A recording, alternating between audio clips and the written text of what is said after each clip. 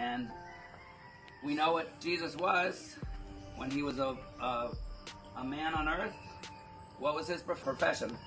Was he a doctor? Carpenter. He was a heavenly doctor, but what was Jesus' work? Carpenter. But that's his heaven. But when he was a man on earth, Panday to si Lord he was a Jesus. carpenter. Jesus Panday to was siya. a carpenter. Because we know Jesus is the foundation. Jesus is the foundation. But also the builder. Without us, without the carpenters, the workers, there's no building. Without Jesus, there's no building, heavenly building for us. And then once though I became, and Jesus came in, and it's like, oh, Jesus, please forgive me for my sins. I could feel right away, boom, the God coming in me. And so it's no longer me. I feel me in there because I'd rather go steal a chicken and have a dinner. I would rather.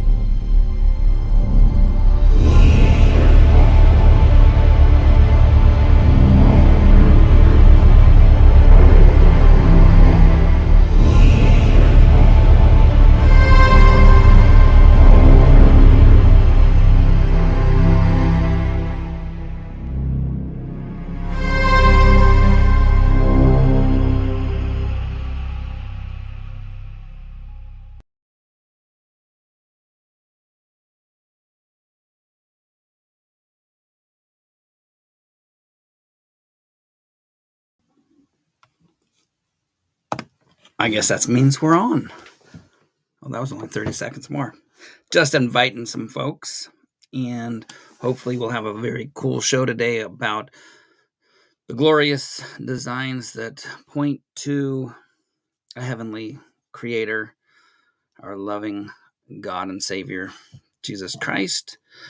And here we go. I'm going to give us a little tour of the Philippines. Again, I think we've been there, but we'll go back because it's such a gorgeous place. And let's see. And did I say that already? How do we do this? It's been a week. Boom, pop that one. And we're going to show a little, just a little fun, just the people, but you can see in the background just the glorious creation back there, but also the people. People are the utmost example and evidence of design. I'm getting better at actually talking and clicking at the same time. You guys know I'm not that good. Here we go. And we'll get that. And Silak-silak, loyo sa panganod. Ginoo, Ginoo, hinumdumi ako. Ginoo, Ginoo, hinumdumi ako. Ginoo, Ginoo, hinumdumi ako sa imong pagbalik. Once more. Balay ko sa langit, nagasilak-silak. Balay ko sa langit, nagasilak-silak. Balay ko sa langit, nagasilak-silak. Loyo sa panganod. Awesome. Hinumdumi ako, Ginoo, Ginoo. Quit clicking. But awesome smiling faces of people who in our first world countries, you would say, it's like, what is the use? The poverty, the poorness of worldly goods. But look at how the smiles, you've got the hope of a life better. And as we go through the discussion of how design is the way that that we can see the glory of God by his creation. Romans 1 tells us that even his eternal power and his Godhead is clearly seen. And so that if you're living like I was in sin before God touched my heart, I just want you to know that there's a light. There is a difference. Try it out. Take it for a test drive. It's free. So I'm not going to promise you, shiny hubcaps that are going to fall off, an engine that was filled full of sawdust. So it didn't make noise. Heard those little tricks. Not me. From used car salesmen who did the, and salesman and the one who did the repairs. Let's see how we're doing here. So what I want to take you, though, is in the nature side of the Philippines. And there's an island called something, Palaon. Forgive my translation, but let's check this out. You'll probably hear it coming. Hopefully this one is on.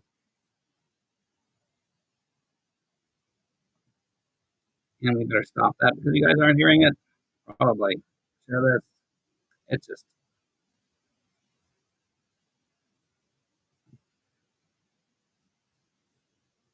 Some of the world's most exotic wildlife. We'll crank this back direction over. Mysterious creatures haunt the There we go. Let's forests start and this mangroves. over for you guys. It's awesome. Snap it on.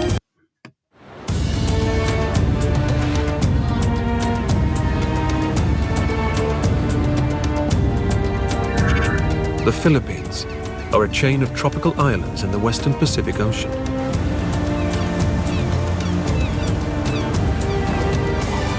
They're among the most spectacular islands on Earth.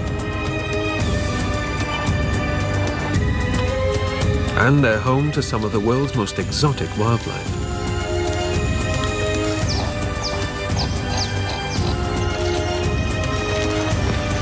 Mysterious creatures haunt the forests and mangroves.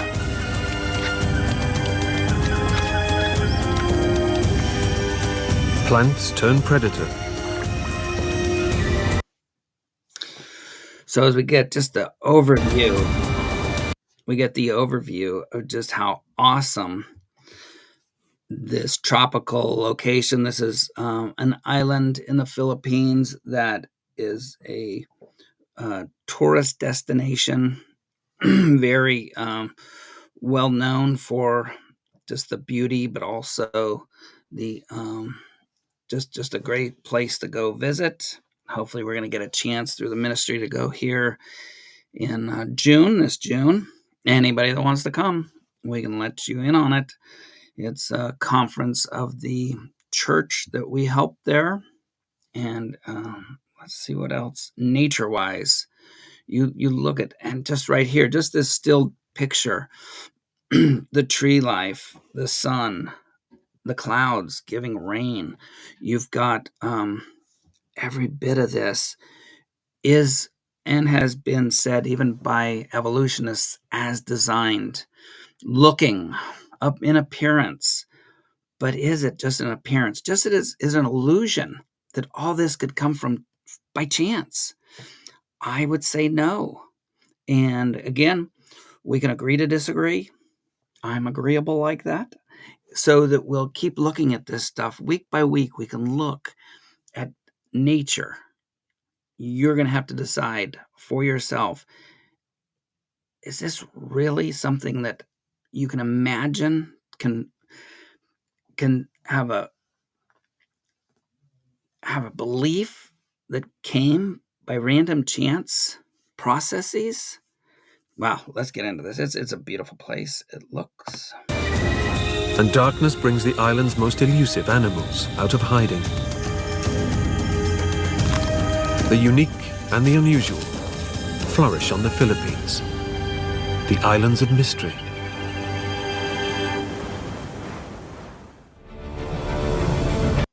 Hi, I'm JT and I made Result Hunter, the search engine for conservatives. Let me just tell you what it does. First of all, big tech.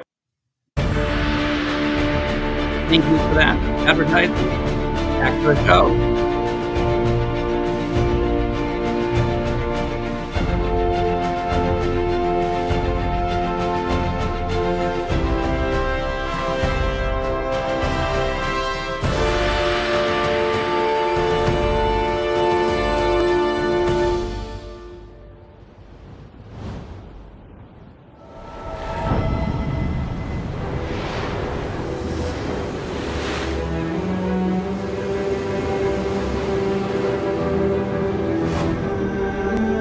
The Philippines archipelago contains over 7,000 tropical islands in the western Pacific Ocean.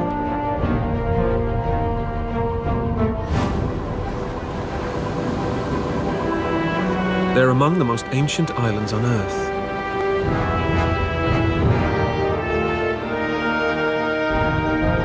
Dense rainforest covers most of the land. And all combined, the Philippines have the world's 5th longest coastline.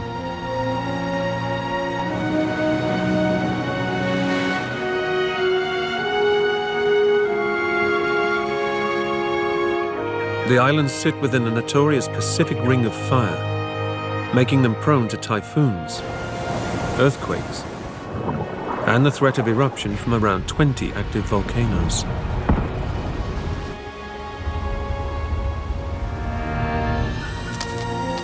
They're also home to one of the most diverse collections of animals and plants in the world.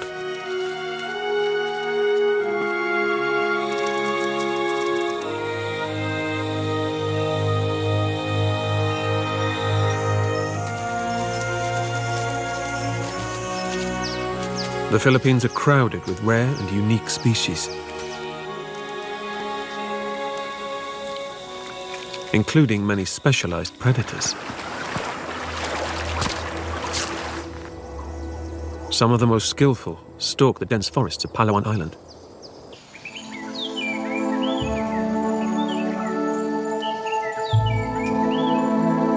Palawan lies between the South China Sea in the northwest and the Sulu Sea in the southeast. It's the 6th largest island in the Philippines. It's also the most sparsely populated and the most heavily forested.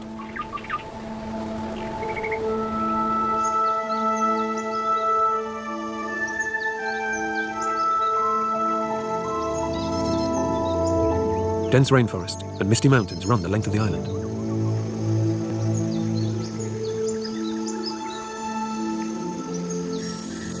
Beneath the canopy is a maze of branches and vines, the perfect home for some of the Philippines' most formidable hunters.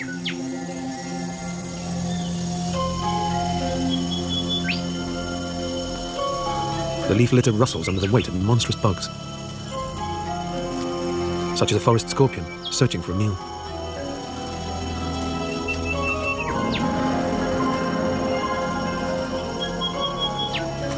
Armed with a lethal sting that targets nerve cells, it will inject any prey it comes across with paralyzing venom.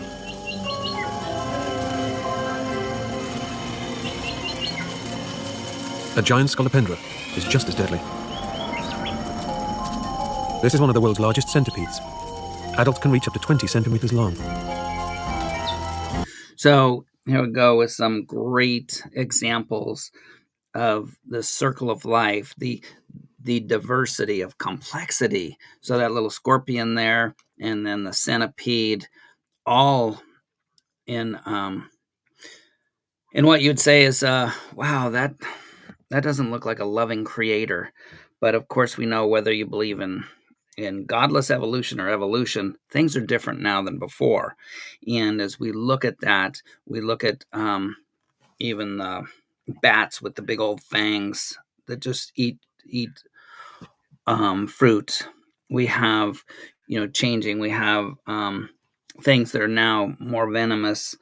And we would say as creationists, like back at the beginning, it wasn't like that. It wasn't the incredible amount of hostility in the creation. But this is only a thing we would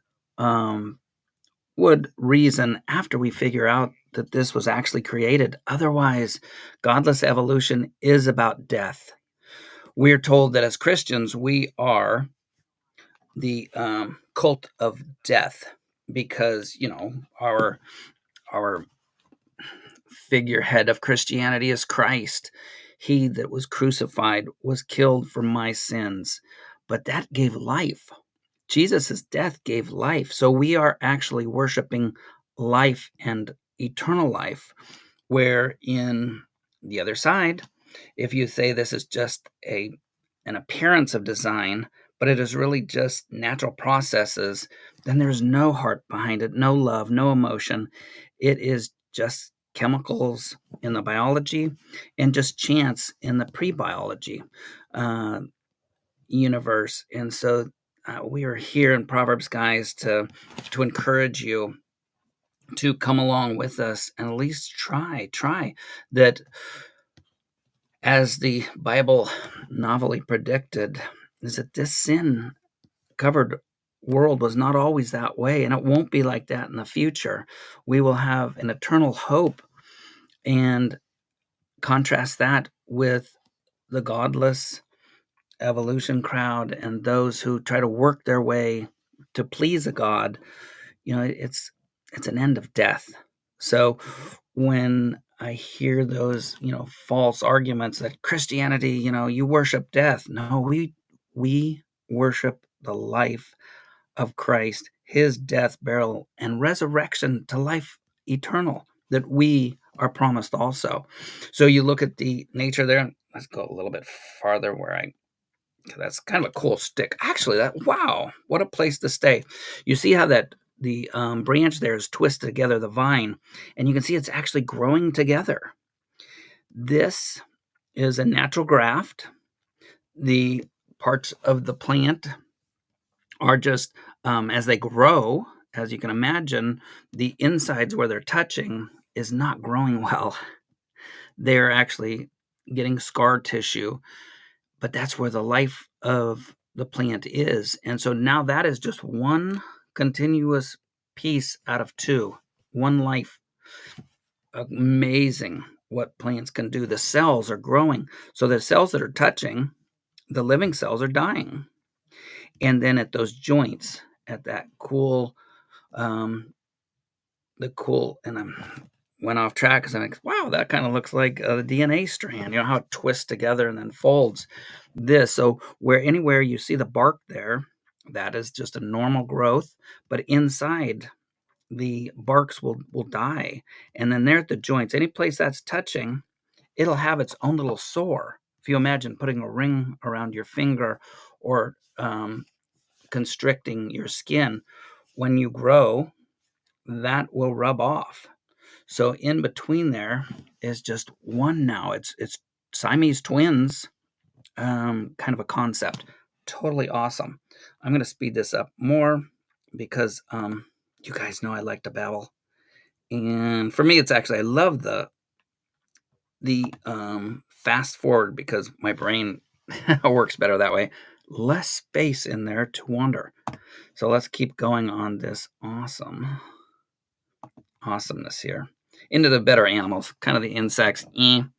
People aren't, that's not, but there's some cute. The smallest primate species in the world lives in the Philippines. And I'll skip forward sometimes so it doesn't take so long, but this is awesome. Anybody wants to join, if you get backstage, do say something because I'm at the YouTube site and I'd love to have your comments.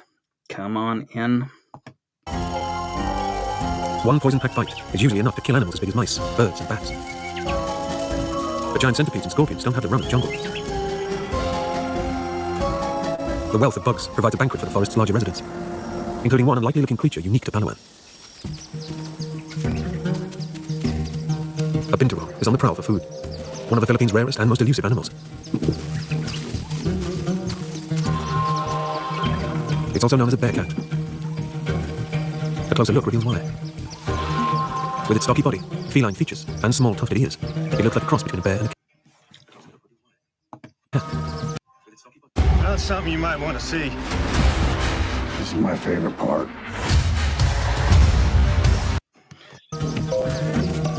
Despite appearances, it's related to neither. Its closest relatives are the African civet and genet. Binturongs are found in dwindling numbers throughout Asia, but as its name suggests, the Palawan bear cat is found only on the island.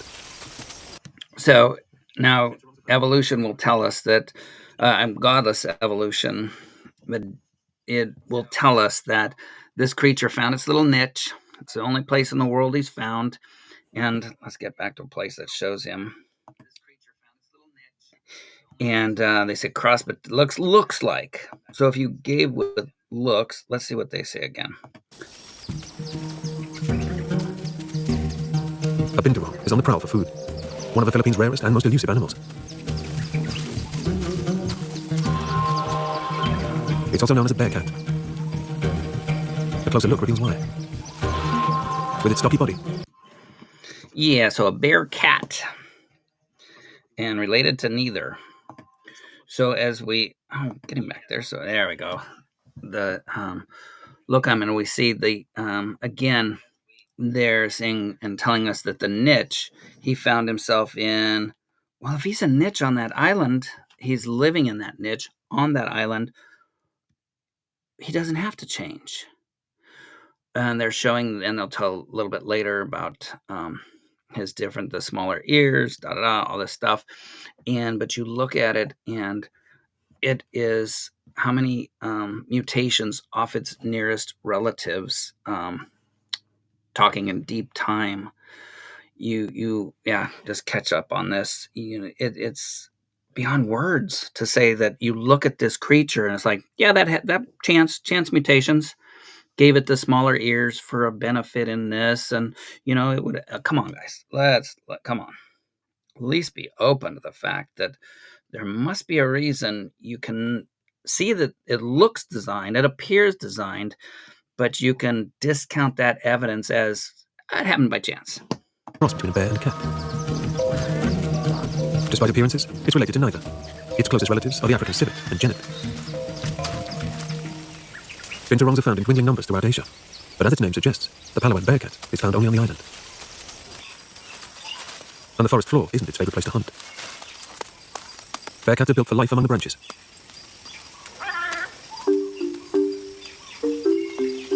Semi-retractable claws help it scale tall trees with ease. Semi-retractable claws. Okay, come on, guys. Go to your local used car lot or the new car lot. The newest model has retractable tires. No, that takes design, engineering, a lot of stuff. But this happened by chance? Okay. Alongside the South American kinkajou, the bear cat is one of only 2 carnivores in the world with a prehensile tail. It works like a fifth hand to help it grip, balance, and move through the canopy. Once among the branches, the bear cat reveals a speed and dexterity it can't match on the ground. Palawan's forests are a fertile bearcat hunting ground, and it spends most of its life up in the trees. Although it mainly lives on fruit, it will eat insects, birds, and rodents too. Powerful jaws easily shred bark to find grubs.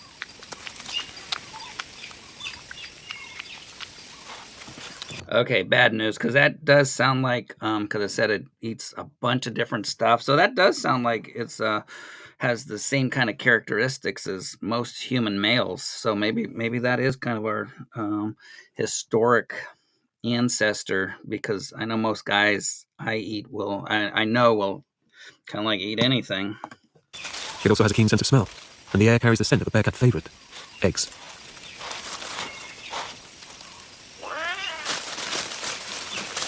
Long, sensitive whiskers help it track down the source of the smell, balanced among the branches.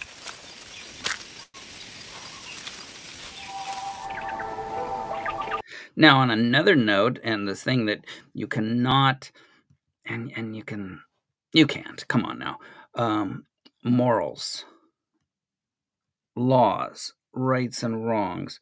Is it wrong for him to steal those little babies and those little eggs?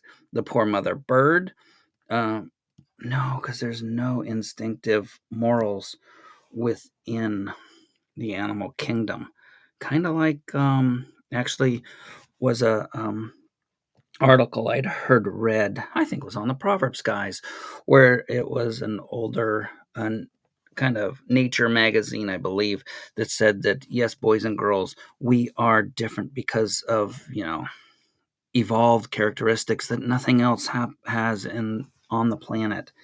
And it's, oh, come on, how many mutations? I'm still waiting for a list of peer-reviewed papers showing just 1,000 or 10,000, just a small amount of the mutations needed to get from pond scum to the complexity we see today. It's not only animals who've developed special skills to survive in Palawan's jungles. Do not buy solar panels if you live in California. Americans living in the zip code starting with 90, 91, 92. So is the vegetation itself. Do not buy solar panels anywhere, because eventually I think there's some scientist that's going to figure out how nature by chance is. You see these plants here, the leaves, they're little solar collectors. The energy inside the plant is a little solar panel. No raping of the environment to get the natural resources. Come on, guys, let's get those scientists who they know everything. They don't ever know. That's a joke. So that they are smart guys. Instead of figuring out worthless stuff, let's get to figure out how did photosynthesis come about. Wave of the future. I'm going to have to tell Philip, because he wants to be the first trillionaire. If somebody figures out how to capture the energy from the sun through natural means, you are going to be rich. Anyway. Bizarre and bulbous plants crowd the edge of the forest. They're pitcher plants, so called because of their vase-shaped bodies, and they're far deadlier than they look. The soil at the edge of the forest is poor quality, and not fertile enough to support most plants. So pitcher plants turn to another source of food: living creatures. Okay, so you love the wordage here, is that the soil here is not fertile. So and they said pitcher plants, but it would have had to have been some other kind of plant. They turned to something different. Their source now of nutrients is catching bugs. They had this little tribal party. This little herd got together of plants, and they got together and like, hey guys, we're suffering here. There's not food. Let's mutate into bug traps. And come on, guys, come on. That's we'll keep going.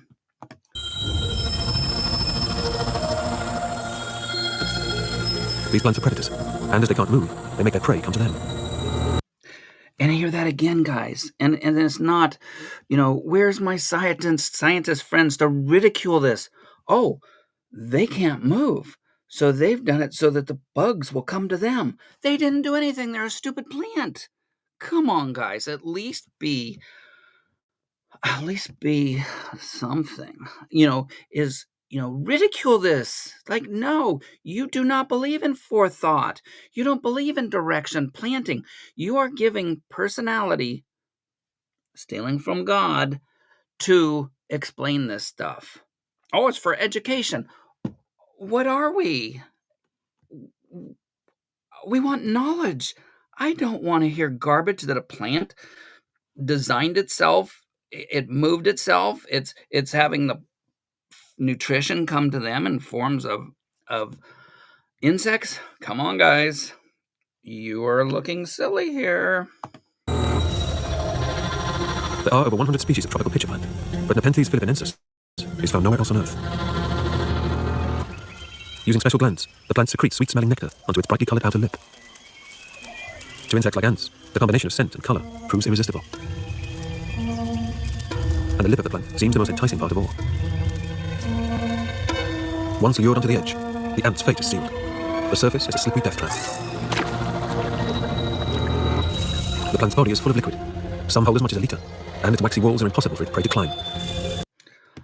Okay, again, as a designer, we want to make this thing. We're going to, just like if some foreign country steals technology and they take it apart because they want to see how it's done. Okay, guys, okay, you've got a horrible, infertile landscape. So the plants coming there aren't surviving because there's nothing for them. So they mutated. I'll talk like a scientist instead of the stupid evolutionary illiteracy that's going on. So the plant then, some plants had mutations. And let's see, there's somebody at my door. Hello, Gangster Ghost. Hi. Well, I need to. Are you all right in California? I heard there's a fire there. Are you all right? Yeah, no, that's Southern California, like 2017, 2018 or 19. We had these kind of fires come through ours. That's where houses like, if you've heard of Joe Montana, football player, out of the famous football player, he had a place. He didn't live here anymore, but his mansion burnt down. A guy named Charles Schultz. Have you ever heard of Charles Schultz, Gangster Goats? The other guy sounds familiar, but not Charles. Charles Schultz. Have you ever heard of Charlie Brown? Oh, yeah, that guy?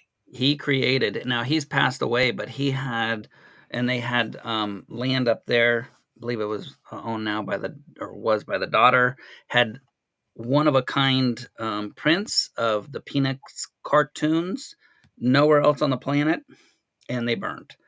So again, and that's a good segue, because you see this death happening here with the pitcher plant and other devastation. We would look at that, and I saw a comment, didn't get to look at to respond, but that a vain hope of eternal life. Vain hope? What is your hope? And the vain hope is not really a vain hope. When you look at the evidence, just here in this video, and we'll go more into it, Gangster, that there is a creator. That's man.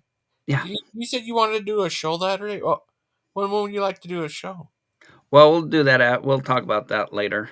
Okay. Right now, I'm actually finding some jobs. I've been able to have some time because work has been scarce. The economy is not good. Even here in the sixth, whatever, largest economy in the world, if it was its own country, California, the failing state of California. So anyway, guys, we'll get back to this. But with the fires, the devastation, how about vainglory of thinking you're something? Oh, I own this house. Joe Montana, Super Bowl, 4 times champion. What I've heard is a really nice guy. Talk to anybody. He wasn't here, but it was a $10 to $14 million mansion to the ground. Whoever bought that from him is like, whoa, I own Joe Montana's property now. Oh, now you own a bunch of ashes. That's what the vain hope, the vanity of life without a eternal future is vanity. this person, whether they were rich or not rich, they thought they had something. Joe Montana's estate, and boom, gone in a matter of a couple of hours. You have Charles Schultz stuff, and just think, the people that they could bring up to Charles Schultz's mansion and show him, like, see this cartoon here, not in existence anywhere on the planet, was never put out in a cartoon strip, gone, ashes. And so yeah, our hope, and great thought. And here's Mr. Joseph. Hey, what's going on, everybody? Come on. I just asked what's going on. Oh, okay. So we were talking about the glorious creation. That's one of the, and I'm showing the island in the Philippines, one of them. And Gangster Ghost came in, so it kind of got diverted onto the topic of the fires, which are an 8-hour drive on down California. It's on the pretty well mostly the other side of California, the dark side of California. And it was very interesting, again, just to see the contrast between nature and then humans that can actually create. We can actually distinguish, design things and take them apart. That's where I was when Gigi came in. But that, just in Hollywood, they were joking at one of the award show that God is not recognized in Southern California. In Hollywood, there is no God. And some of these mansions, Hollywood, going down in flames, it's like, oh my gosh, what have you worked for all your life? A worldly whatever, it's all going to burn. One day we know, whether it's 1 million years, 10 billion years, tomorrow, it's going to be all gone. So Yes, we're just given that eternal hope. And welcome, Joseph. Have you seen any of the videos so far? Yeah, I caught some of it. I came in earlier, but you had just got finished saying, let me know if you're in here because I'm on the other page and I can't make it talk backstage like you guys can. I don't know how you do that. What fresh wizardry is this? Don't ask me. But, you're a tech guy, not me. I'm allegedly. Allegedly. No, I saw what you did. You're great. Anyway, so let's get back to this. And then if you guys want to stop, just shout out. Oh, you're on stage now, so you can shout out. Go back to we don't want to go back there yet. Go back here, get that. Oh, I shouldn't talk anymore. I'm having fun just figuring this stuff out. Nobody else is knowing what I'm doing. So here's the Philippines. Here's the carnivorous plants.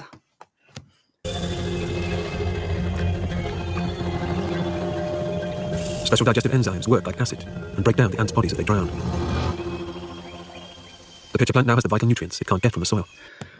So again, we're looking at that, and it said some of these have up to a liter of acidic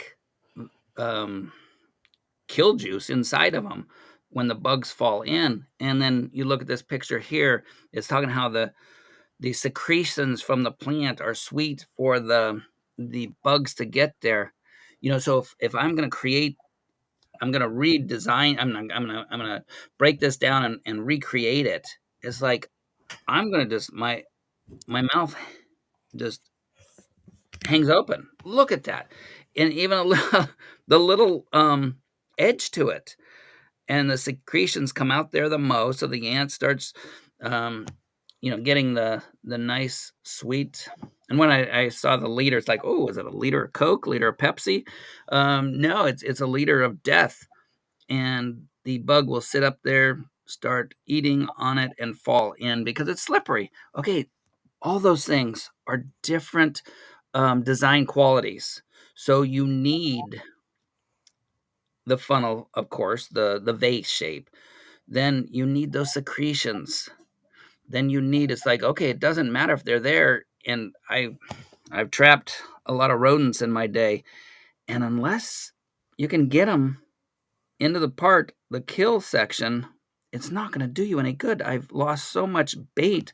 I fed so many rodents because they just come and eat it off, and it doesn't spring the trap. So here's another section here of design in here. Along with the fact is the leaves up there are doing the photosynthesis.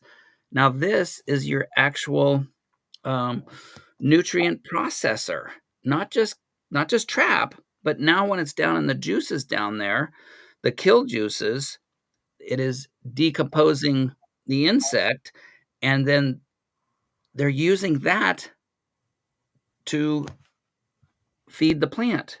Come on, guys. Come on. That's one plant. and okay, you can believe this happened by chance.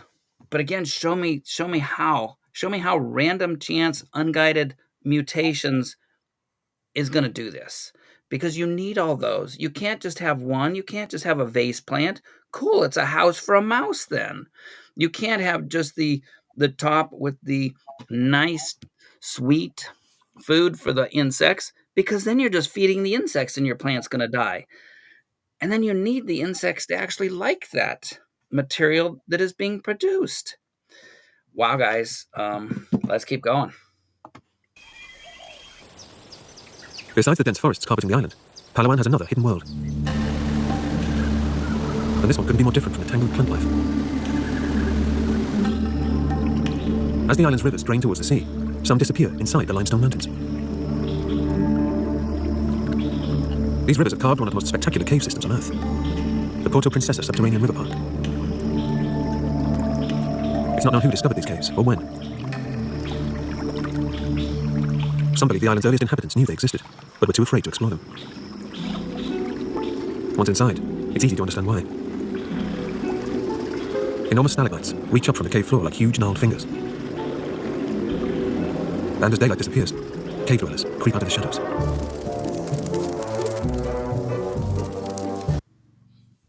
Who's coming in the driveway?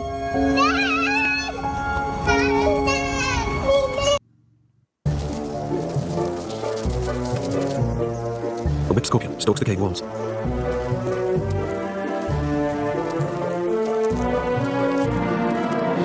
Despite its name, it's more closely related to a spider than a scorpion, and it has the speed to prove it. A cave tarantula waits for the tiny hairs on its body to bristle, a sign that prey is near.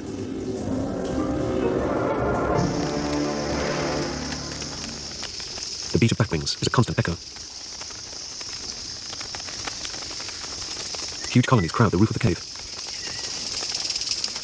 Its dark crevices are the perfect place to roost and help keep them safe from predators.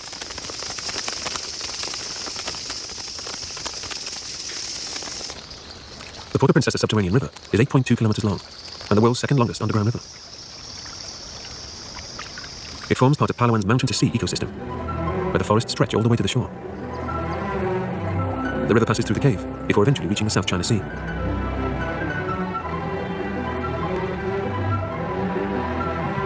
This is a land that time forgot. The island's prehistoric coastline provides a home to a creature unchanged for thousands. Okay, I had to go ask Gemma for sure. I always forget it. Well, now I forget anyway. It's about 2 miles per kilometer, and it said 8 kilometers. That under island cave is like 16 miles. 16 miles underneath. Crazy. And that's, that's a design that just happened by the, and that could have happened by chance with the volcanic stuff. But we can see the difference there. Just the beauty, though. If I was to design the Philippines, would I even thought of that? Like, wow. But then again, that's the mind of a designer. Thousands of years. Palawan is the lair of a modern-day dragon. The water monitor lizard is on the hunt for food. It weighs more than 25 kilograms and is the second largest lizard in the world. It's called a water monitor as it spends up to a third of its life in water and likes to live near sea and rivers. Palawan. Well, I'll speed through this because we've done enough creepy things for our more squeamish onlookers. But look at that guy, girl, whatever it is. The incredible creature that is. And what must we do to redesign that thing? The skin, it's a water creature, semi-aquatic. And so you got to have skin that's tough enough to stand the ocean salt, the ocean, and just water itself. You've got a sniffer on here that's incredible. Just so much in the design. It'll boggle. If you think in design instead of just random chance, unguided mutations worked on by natural selection, you'll go crazy. Let me try to get it. They're kind of cool. They climb trees too. They really like crabs. And okay, let's bring it forward though. There's some cool stuff.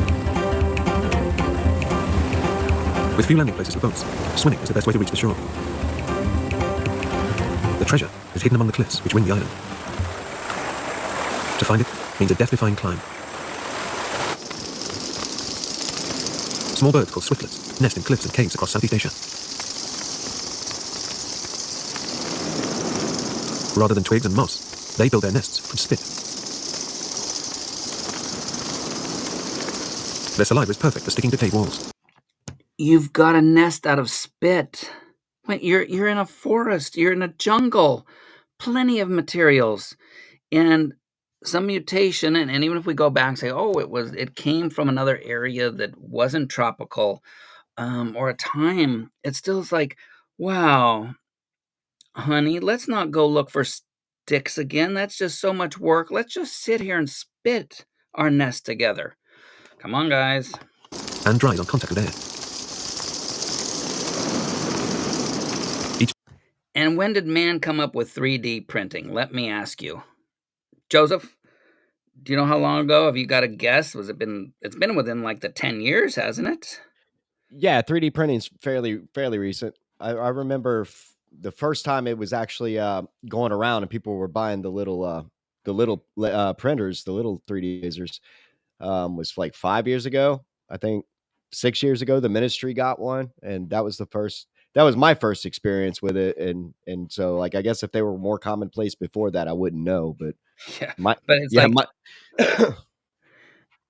but check out that bird nest out of spit, and those guys are climbing this mountain to harvest this stuff. Let's see why. Each nest can take 2 months to build, and to local people, each one is priceless. They are the main ingredient in the gourmet dish, bird's nest soup, and are so valuable they're known as white gold. The main ingredient for bird nest soup. At least that's better than what I used to think was the sticks and bird poop. So that was new for me this time.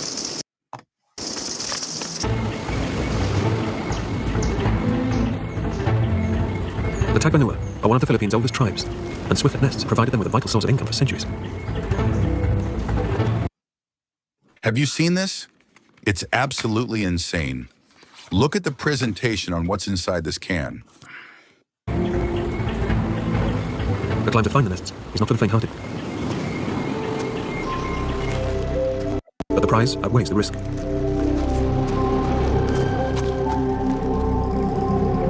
Swiftlet nests are laced with minerals, and as well as being eaten, are thought to act as an aphrodisiac and a medical cure-all.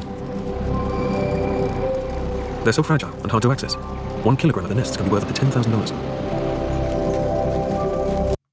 1 kilo, $10,000. Has to be, never mind. I won't make, those traits that it's supposed to have, is what rich people are buying, because that's not poor man food. $10,000 a kilogram, is that right? You guys can go back. Whatever it was is crazy expensive. And so the most intelligent animal on the planet is spending that kind of resources on bird spit. Come on, guys. That's why a lot of the animals around the world are going extinct, because they have magic powers. Now that's the magic. Now you and you atheists, I will be with you on those kind of vain imaginations.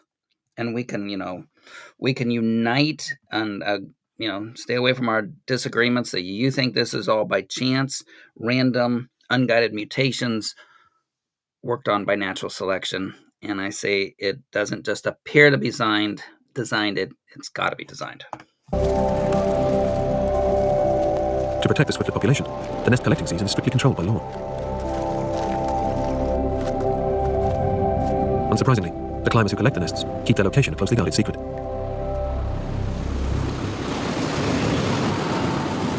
The South China Sea doesn't just shape the island's coastline, it helps form one of its most complex ecosystems. Mangrove forests. Where saltwater meets freshwater, it creates a unique and unforgiving environment. The mud is overwhelming. The salt levels would kill most plant life in hours. But remarkably, some vegetation flourishes. Mangroves are home to some of the most resilient plants in the world. Special adaptations help them survive. A lack of oxygen is one of their greatest challenges. The earth is saturated with salt and bacteria, and it's difficult for plants to breathe through the soil like normal.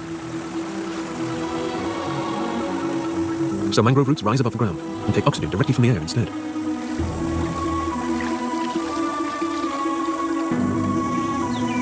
Over time, raised roots slow the tide, allowing sediment to settle and new land to form.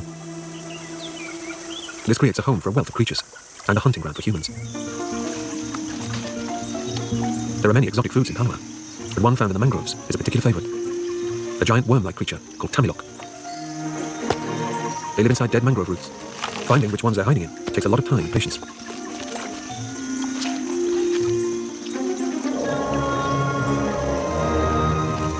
Boreholes are a sign that their quarry has been and gone. Tamilok are also known as shipworms. They plagued seafarers for centuries and caused thousands of ships to sink. Trying to find one among the maze of roots and mud can be exhausting work. It's like looking for a needle in a haystack.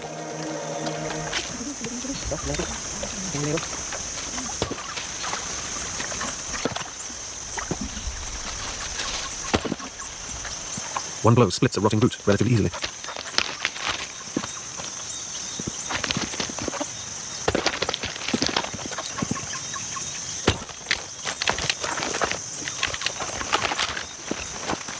And this time, the hunters have struck lucky. Despite appearances, tamilok isn't a worm. It's an elongated clam with a tiny shell. Local restaurants sometimes serve tamilok with a special marinade, but some people say they're best eaten straight from the root.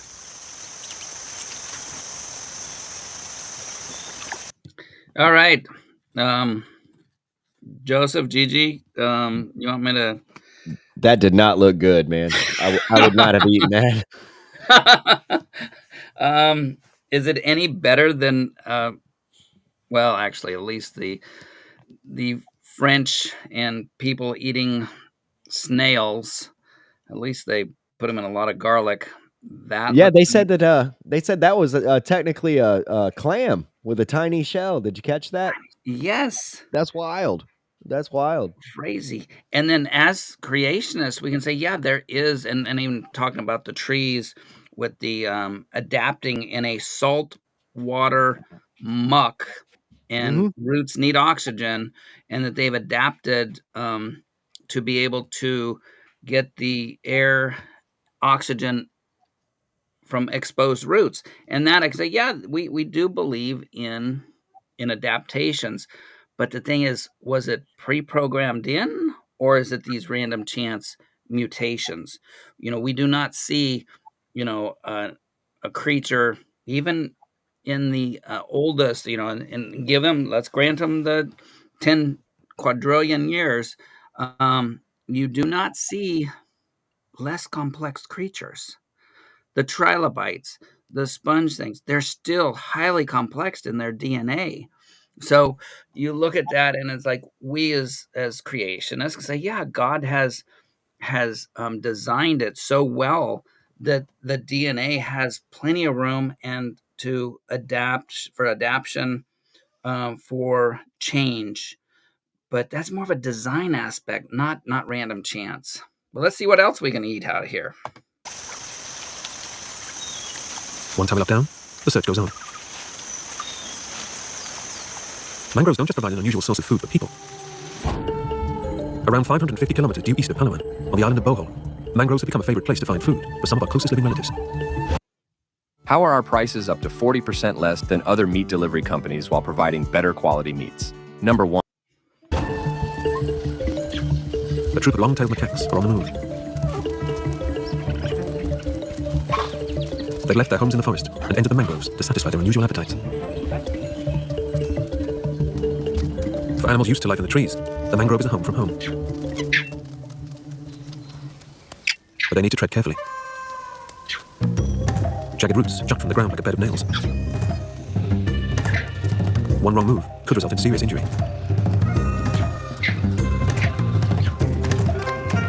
Human-like hands skillfully rummage through the mud. Fallen fruits are buried beneath the sludge. A quick clean, and they make a tasty snack.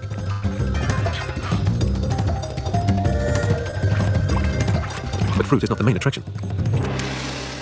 The macaques in Bohol visit the mangrove to find one of their favorite foods. And it's a very unlikely one. Crab. Once caught, crabs need to be handled with care. And it pays to find a safe place to eat, away from the rest of the troop. Nimble fingers make light work of shell. Crab meat is full of protein. A wide-eyed youngster watches from above.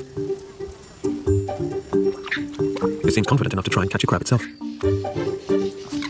Not a good idea. But it soon finds out it's not as easy as it looks.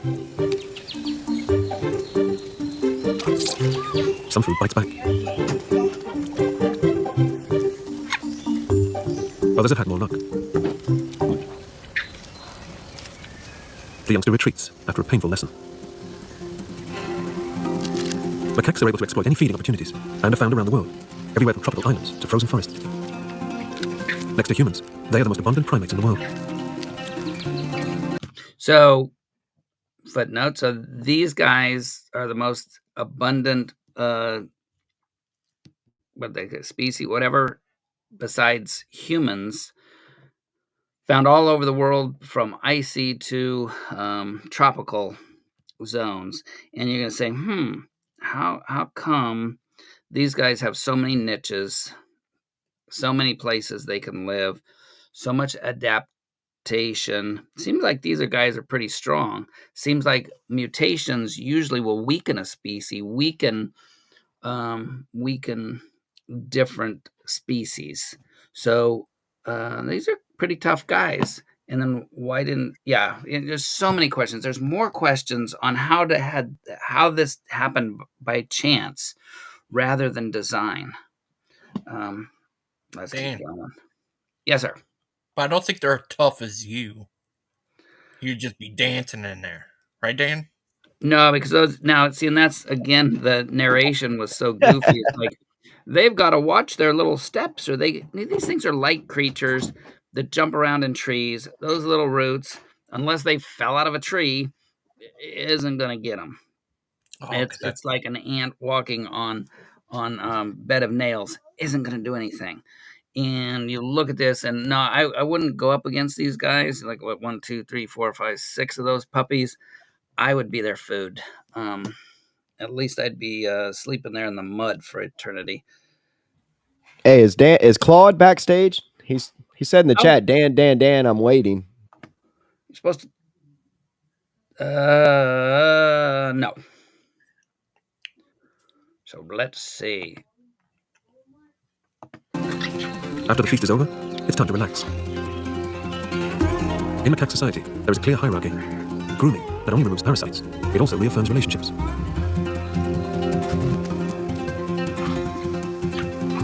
Freshly fed and groomed, it's time to move on.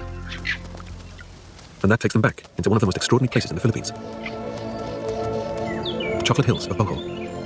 So I got the pleasure to actually see the Chocolate Hills. Just awesome. They're just poking out like that. Just incredible. Just look like a bunch of blobs fell out of the sky. At the heart of the island are over 1,200 conical hills, strangely similar in shape and size. Most are between 30 and 50 meters tall. Their joint effect is mesmerizing. The origins of the hills are steeped in legend. Some say they are the solidified tears of a grieving giant. Others believe they're man-made burial chambers to rival pyramids. Most geologists agree the Chocolate Hills are mounds of limestone shaped by wind and rain.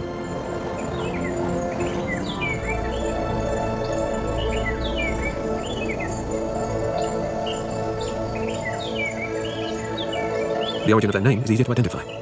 During the dry season, the grass covering the hills turns chocolatey brown. The surrounding forests provide a home for wildlife, just as mysterious as the Chocolate Hills themselves. Like an insect with an appetite for poison. A tree nymph caterpillar climbs its favorite plant, a dogbane. To try and stop insects eating them, dogbanes flush their leaves with toxins, but it's a tactic which doesn't always work. Poison makes the plants more desirable to the tree nymph caterpillar, not less. It carefully severs the stem carrying the toxins, so it consumes only a non-lethal dose as it eats the leaf. The caterpillar cunningly adopts the plant's self-defense tactic. It now carries the toxins, which should deter predators. After about 2 weeks, the caterpillar doubles its size. Energy providers don't want you to know about this trick that can heat houses practically for free. All right, listen up, folks. It weaves a silk pad on a leaf and suspends itself using barbed hooks on its rear. What happens now is a biological miracle. Enzymes digest the caterpillar's tissue, effectively liquidizing its insides.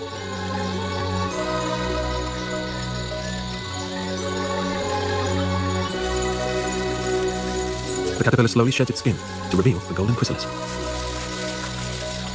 At first, the chrysalis is soft and skin-like, but it quickly toughened to form a protective cocoon.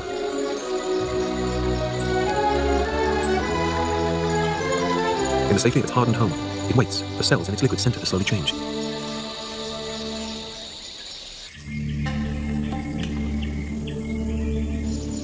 Two weeks pass.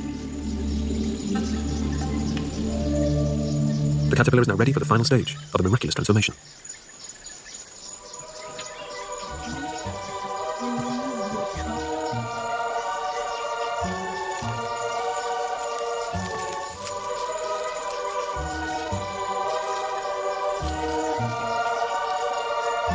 One of the Philippines' most spectacular butterflies, the tree nymph, slowly enters the world.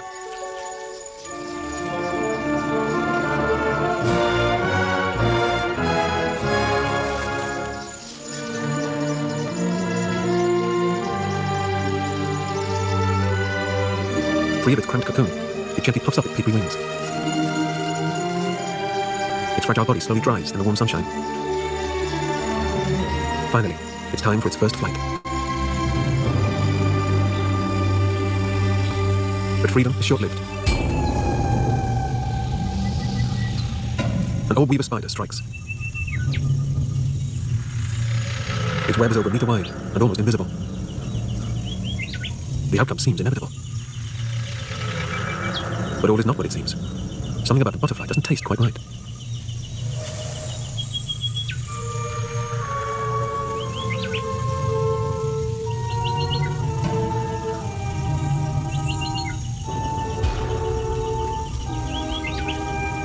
One last look, and the spider cuts its captive free.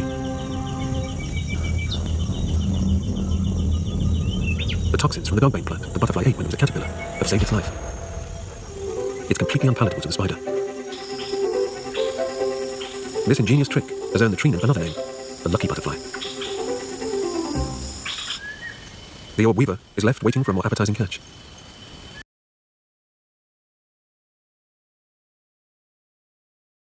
Oh, you muted. You muted. You're the man, Gigi. Thank you. But anyone wants to come in, I can see the backstage now. Come on in, and we can get you on. And so, but you look at that. You've got a caterpillar species that, by random chance, unguided mutations, is able to eat poison. A poison that the spider can't eat. And you got to tell me again, pretend, close your eyes, pretend like you got some Play-Doh in your hands. How do you do that? How do you create that? What kind of other material would you need? Yeah, just the metamorphosis of the caterpillar, egg, caterpillar, then the pupa, and then the pupa, whatever it is, and then the butterfly. Dudes, the mutations needed for that, because inside the egg has the DNA for the butterfly, but it goes through, and when it's in the cocoon, it turns to mush. If anybody's accidentally squished a caterpillar, a cocoon, there's nothing in there. It's just goo. But that's the reorganizing of the structure of that creature. So come again, man, we're going through a lot. So many on this one. Last couple weeks, we dealt with the beaver, just one little species. And what they did, this right here is just showing the whole system of all these different creatures. And again, look at this spider. And then we had that cave spider early on that looked like a crab. What kind of mutations? How do you do that? How do you get the DNA structure of one creature to switch by mistakes? Mutations are just mistakes. Sorry, guys. Then you have to have the positive mutations. And you're going through it, and it's like, so how do we get these legs to the size of that huge spider in the cave? Then where's the web? That guy doesn't have a web. He doesn't need a web, man. That guy can run down looks like he could run down us. Luckily, he's probably too small. All these things need mutations, guys. And I know somebody who has the faith that this happened by chance, said that, oh, this is ridiculous babble. Go ahead. You are speaking, at least just don't say anything, because it shows your ignorance. That at least we can both agree, we can all agree that this is complex stuff. This is like crazy. This makes the space shuttle look like Play-Doh. This makes Elon Musk looks like a kid in the sand making a castle with his hands without any little sculpting tools. Come on, guys. You can at least admit that you have to have a lot of faith to believe this is random chance, unguided mutations. Dudes, come on. Worked on by natural selections. Not going to do it. Let's keep going.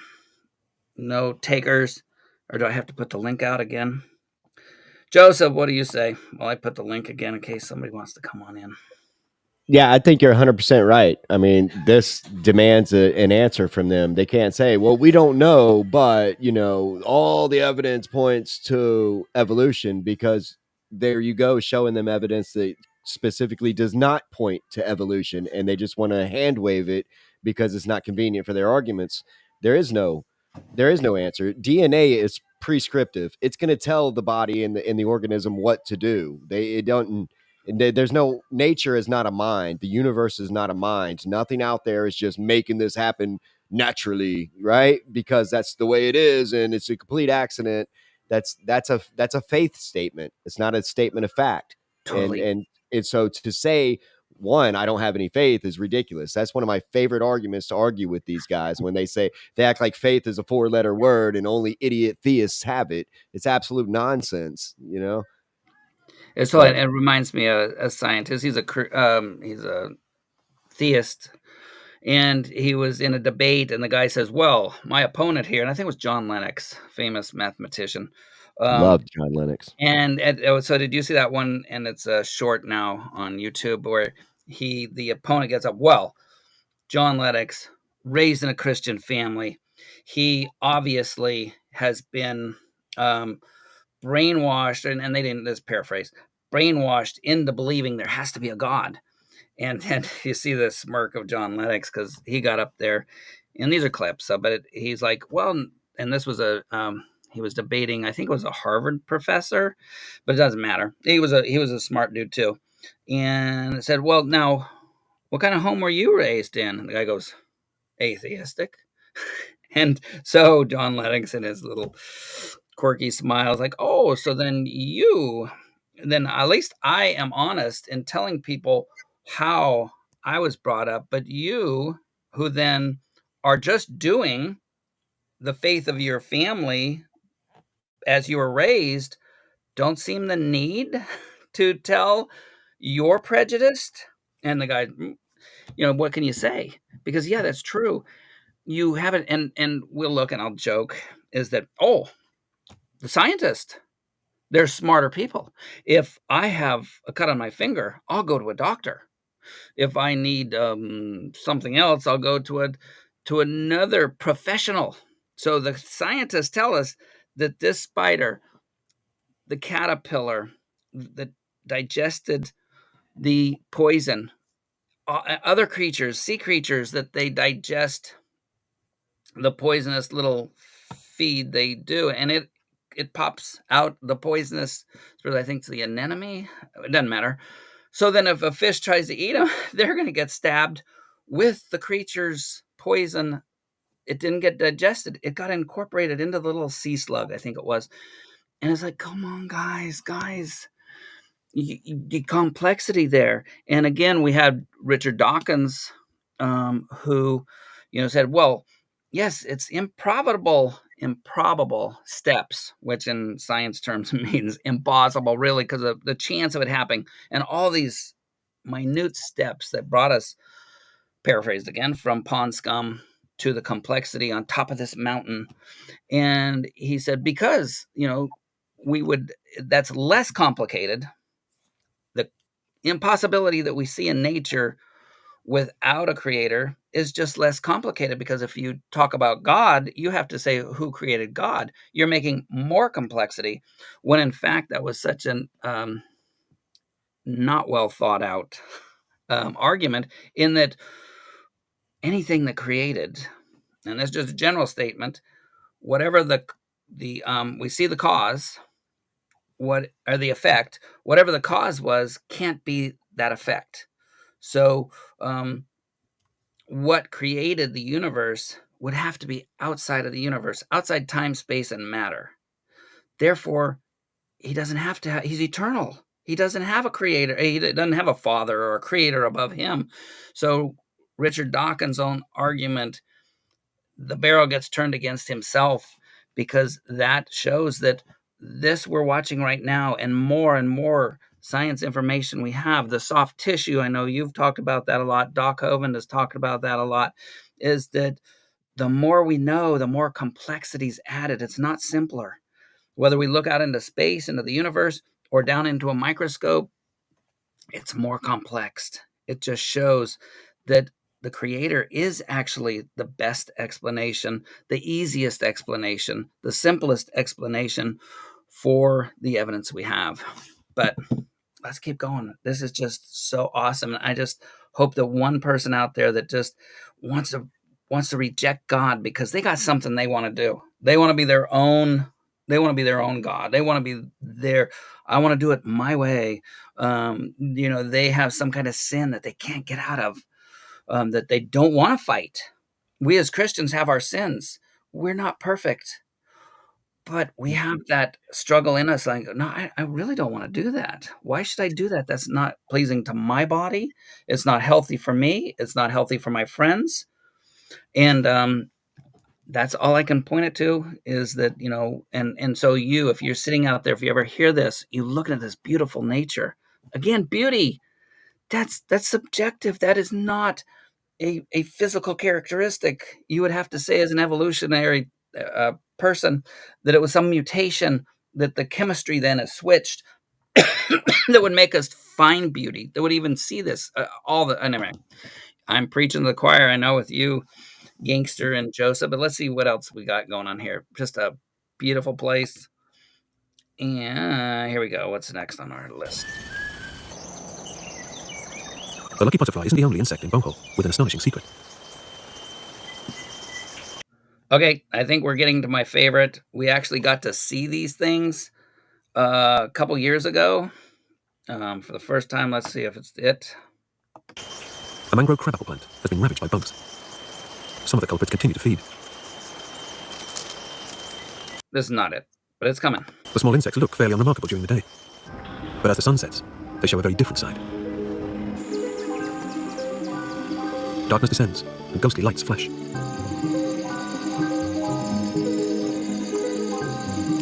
The insects are fireflies, and nighttime is when they shine.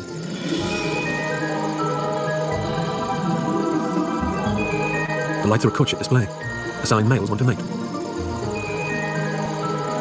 Flashes are caused by a chemical reaction inside the fly's body.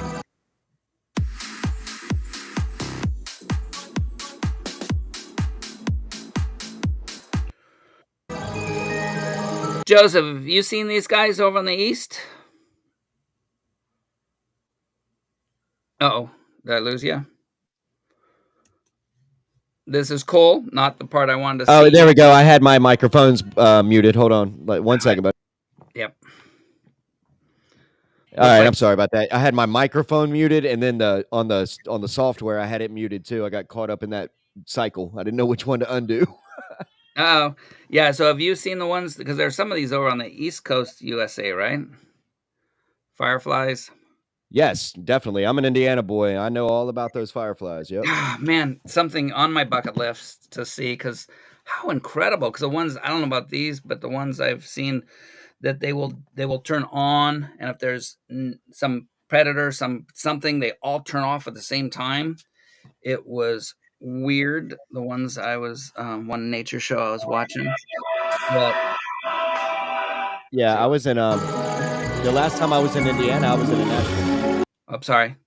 No, that's okay. I was just gonna say the last time I was in Indiana, I was actually in a national park, and it was pitch black, like no stars, no moonlight, absolute pitch blackness. But there were like, I don't know, you couldn't possibly count them, but it seemed like millions of those things in the sky, and it was like watching nowadays a drone production. You know how they do the drones and make it say things and make it look like flags or fireworks or robots or faces. I mean, I wasn't seeing any of that in the lights, but it was just an amazing dance that they were doing. Millions and millions of them. It was absolutely incredible. But this is simpler, because we'll use the drone and they go, oh, well, that's man-made, so that we can't relate that to nature. And unfortunately, this is where the Bible novel prediction that man will be blinded, man will not want to see truth. And when you say, it's like, wait a minute, so you're telling me that it's not a good example of, say, like drone, or making the little night lights when you break the little chemicals just to have the glow sticks. And well, that's not a good example of nature, because nature is biotic, and it's like, that's harder. Yeah, that's even harder. And like, you can see my picture. Well, they can't see the picture, but you can see it backstage, and that's exactly what this picture represents. It's like we're looking at something that Dynacore or Northrop Grumman or whatever, some robot cybernetic unit that they've built that they understand is 100% intelligently designed, and the model they're using to make that hand is 100% copied off of the human hand and tendons and ligaments and the way it moves and things like that. But they don't think the body was intelligently designed. It's unreal. Well, again, it goes back to the novel prediction in the Bible, in the library of books, that man, the only way that we resemble animals is our free will to act like them. It's our free will to dumb ourselves down, because again, and we'll show it when we get on stage, is the robotics based on, and what does science do? And that's the funny thing, is like, oh, we need, if you're a creationist, you're not going to teach your kids about science. My son, I showed some of the stuff he does. It's like his little brain is totally, but it's a thing that he knows, whether he believes in his heart yet, but there's a God. He has the information of the universe inside of him, in his brain, by the creator of the universe. There's a lot of stuff, and I won't say all of it, but I mean, there's a lot of stuff in his brain that he can tap into, not just some chemicals randomly processed, put there. And so we as creationists, we were so much into our churches and fighting with each other over, that word and the fourth word in Genesis, or the millionth word here, there, and we're fighting over that. While meanwhile, our kids are seeing our bad example and being taught by other bad example humans, that you're just an animal. There is no God. There is no creator designer, no matter what you see. And so yeah, we're taking the fight back to him, because it is time we take back the hearts and the souls of God's creation, his mightiest and his most loved creation, human beings. Let's see what we go. It's thought that by displaying at the same time, males have a greater chance of attracting a female. Their mass effect rivals the brightest stars in the nighttime sky.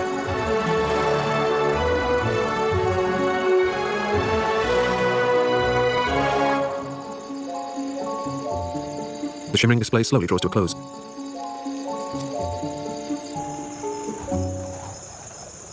Now is the time the island's most celebrated and secretive predator comes out of hiding. The Philippine tarsier. All right, this is the guy. They're the cutest little thing. It is too bad they don't they'll tell it, but this thing would fit in the palm of a person's hand. This incredible little primate. It's so tiny, it would fit inside a human hand. And it only stirs after dark. The tarsier is one of the world's smallest primates, but it has the biggest eyes relative to body size of any mammal. Unsurprisingly, it has superb sight. The cricket is well camouflaged, but not well enough. The tarsier's hearing is superb too.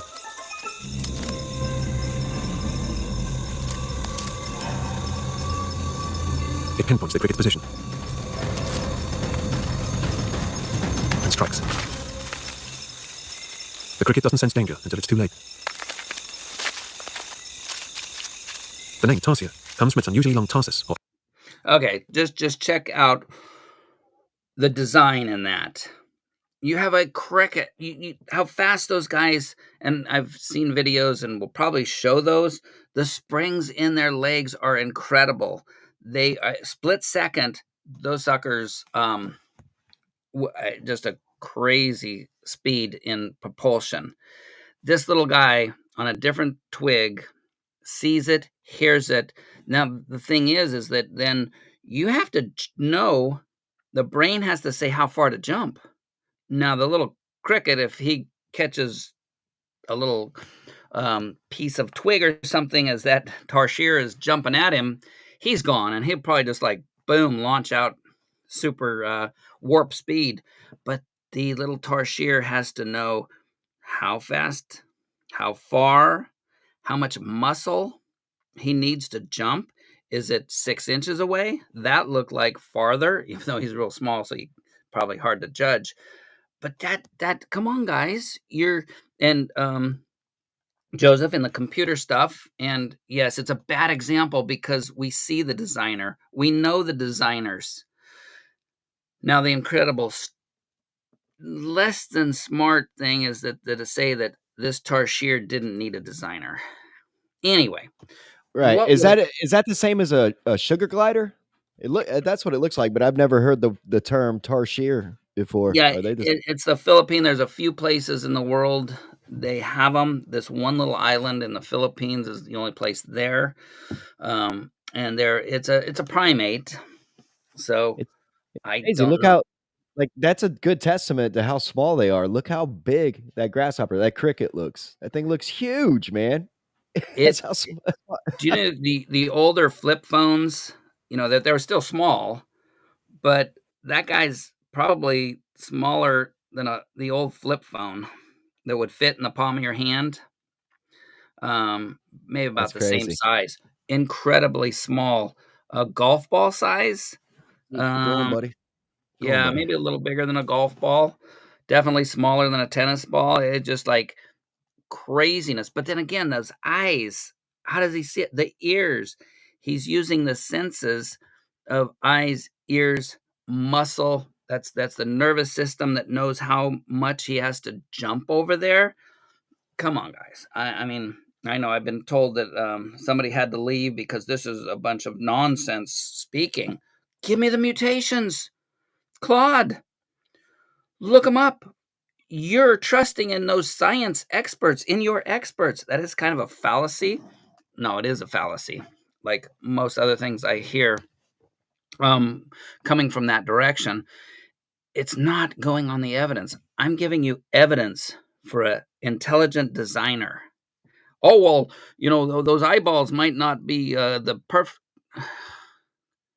Look at this. And then you're going to say, like, example, and this again was Dr. Richard Dawkins, who is well, I don't know about now because he's older, but he was one of the 5 horsemen he was the high priest of evolution and atheism, out in your face, trying to win the battle of minds on evolution, atheism, theism. He's the one that said that Darwin, for the first time, made it plausible, and what did he call it? That it made it feel good. That you could feel good about yourself for being an atheist. I think he said fulfilled. But yeah, so you're listening to that guy telling you that this just happened. Where's the mutations? Where's the list of mutations? And we did. And Richard Dawkins, he was the great guy that said, and I hope I can find that video again. It showed him, I don't know if you saw that, Joseph, it showed him where before the Genome Project, the mapping of DNA, basically, he said, well, there's a lot of junk. It's 98% junk in the DNA. That proves godless evolution, because that's all the junk that was stored up. And then once the Genome Project came out, and that was miscategorized as what it really was, because they only mapped a little bit of the DNA, the coding part and proteins, and he came out after that. I was like, well, of course there's a big percentage of DNA, because that, mice to men, we share that. And it's like, and with a straight face. But that boy was a rich boy. He had all those fools. Oh, here's the Pope of atheistic evolution. We're going to buy his books, even though they were. Okay. So, well, they made it fashionable. They definitely made. Sorry, real quick though. Dawkins was militant, and he made it fashionable, and so was Hitchens. And but I quite enjoy Hitchens when he debates. I really do. I know he's not on my team, and I know he's snarky, but I enjoy his debates, especially with William Lane Craig and John Lennox. John Lennox absolutely spoke Hitchens. That was a great debate. Well, one I had heard, and it. Oh, wait a minute. Sorry about that. I'm backstage. Who is Crazy Den? Please talk to me, Crazy Den. Dan, what are you doing? Oh, you goofy. You're goofy. Oh, I thought somebody new was coming on. No, Claude is just in the comments. Again, because if he comes on here, he's got to get off the evidence I'm presenting. He's going to say that, man, I have big eyebrows. He's going to have to say, oh, well, I didn't use any math this time because I am about design. I didn't read any of the experts off of Google and make a messed up statement. It's all good. But Claude, all right, we'll join his stream later. He put it in the chat that he's going to do a stream later. We'll just go join his stream. Oh, I think I got to get a tooth pulled or something. Because if he can't do it here, and I've seen his, and they're cute. Some of them are very cute. But somebody, again, you look at I recommend go look at Claude Ball's channel. All the I'm not. This is not anything to do with perversion. Look just at his thumbnails on his videos. The boy has seems like one thing on the mind, and it is survival of the biggest. Anyway, let's get back to this. This is so cool. Let me put the link out again. If you guys see anybody in the back room, please tell me. I don't, because I am not we're not hiding anything here. Joseph, you're out in public defending the faith, because saying this little tarsier was random chance, unguided mutations. And again, it still blows my mind that, oh yes, we're scientists, we follow the scientists. Like, okay, well, show me this list. And I've done this for like years. This was way before I was on live streams, and that's only been just a year. So and I'm not going to put a date because somebody will look back and is like, oh, you're off a year, he's a liar, he's not. No, fallacious. You're not going to get a fallacious argument for this. So long time ago, I asked them, like, okay, I'm open. Give me the list of mutations. Joseph, do you want to name a couple probably that you know also? Well, bacteria. Yeah, you can. They can. Yeah. Okay, bacteria. Okay, that little teeny simple thing. Okay, lactose tolerance. I like my milk. That's not going to get from pond scum to the complexity we see. But the other two. Go ahead. I'm sorry. No. Go ahead and finish your thought. I'm sorry. The other two they use, sickle cell anemia, because that's a positive mutation, because you're less likely to get malaria if you have sickle cell anemia. Now, two people with sickle cell anemia get together, you're either have dead offspring or they're not going to come out very good. Or the other one then, and I'll pass on the sickle cell anemia, is the HIV AIDS. That is a positive mutation. And you know why, Joseph? Is because if you have HIV AIDS, you're not as likely to get West Nile virus. Now, I'm just random question. Anybody, and you guys, in the chat also, would you vote for getting West Nile virus or HIV AIDS? Really? I vote for West Nile virus. I'm sorry. You can keep they're coming in afterwards and trying to act like they're coming in afterwards and trying to act like that's something that it's not. And like, here's one for the Hovind fans. I mean, what Doc says is silly, but it's 100% accurate. That argument is like saying, well, if you cut off both of your feet, you'll never get athlete's foot. Love it. It doesn't translate to what you're saying. It's just because you can spin it or put a silver lining on it doesn't necessitate that it was a positive thing, right? It just because you're looking at the ends, right? During it, that shows, even if that were the case for them, that means that there was a process designed to go that way, right? It's not just in a vacuum. It didn't just happen accidentally, and this whole thing didn't just happen accidentally. I think they should. I don't know. I think they should argue their faith. I think they should get up here and explain exactly what it is. Did you see that clip with William Lane Craig? And I can't remember who he was speaking with, but he brought up 5 things that science can't prove, right? And one of them, believe it or not, is science itself, right? Yes. You have to presuppose the maths and the experiments, and you have to presuppose all these things. So science couldn't even empirically prove itself. It's all a faith. It's all a belief system. And that's what atheists don't like, is that they've built up this worldview. And in their worldview, it doesn't matter how silly evolution sounds or becomes. It's the only game in town unless you're going to roll with the creator, because there is no third option. And again, and I think that the same one, or it was Frank Turek, who had said that, besides the fact, and could have been any of those guys, is that you're presupposing that this random chance mutated bunch of chemicals in your brain are actually trusted. You're going to trust your math because why? Random chance, unguided processes, mutations worked on by natural selection, and I'm gonna dudes, really, I'm pleading. And that's why, Joseph, I know that's why you're here. I mean, you confess being here because of that. That's how, I confess being here, Dr. Hovind, because we're the smart guys in the room. And that's why I say, it's like, Joseph, you've got 10 doctorates, I have 15, Doc has 25 of them, because I want, when I'm looking, being funny, but when I see Dr. Hovind debating these people and they're calling him, oh, Doc's an idiot, he doesn't do this, it's like, he's squashing you with just basic evidence.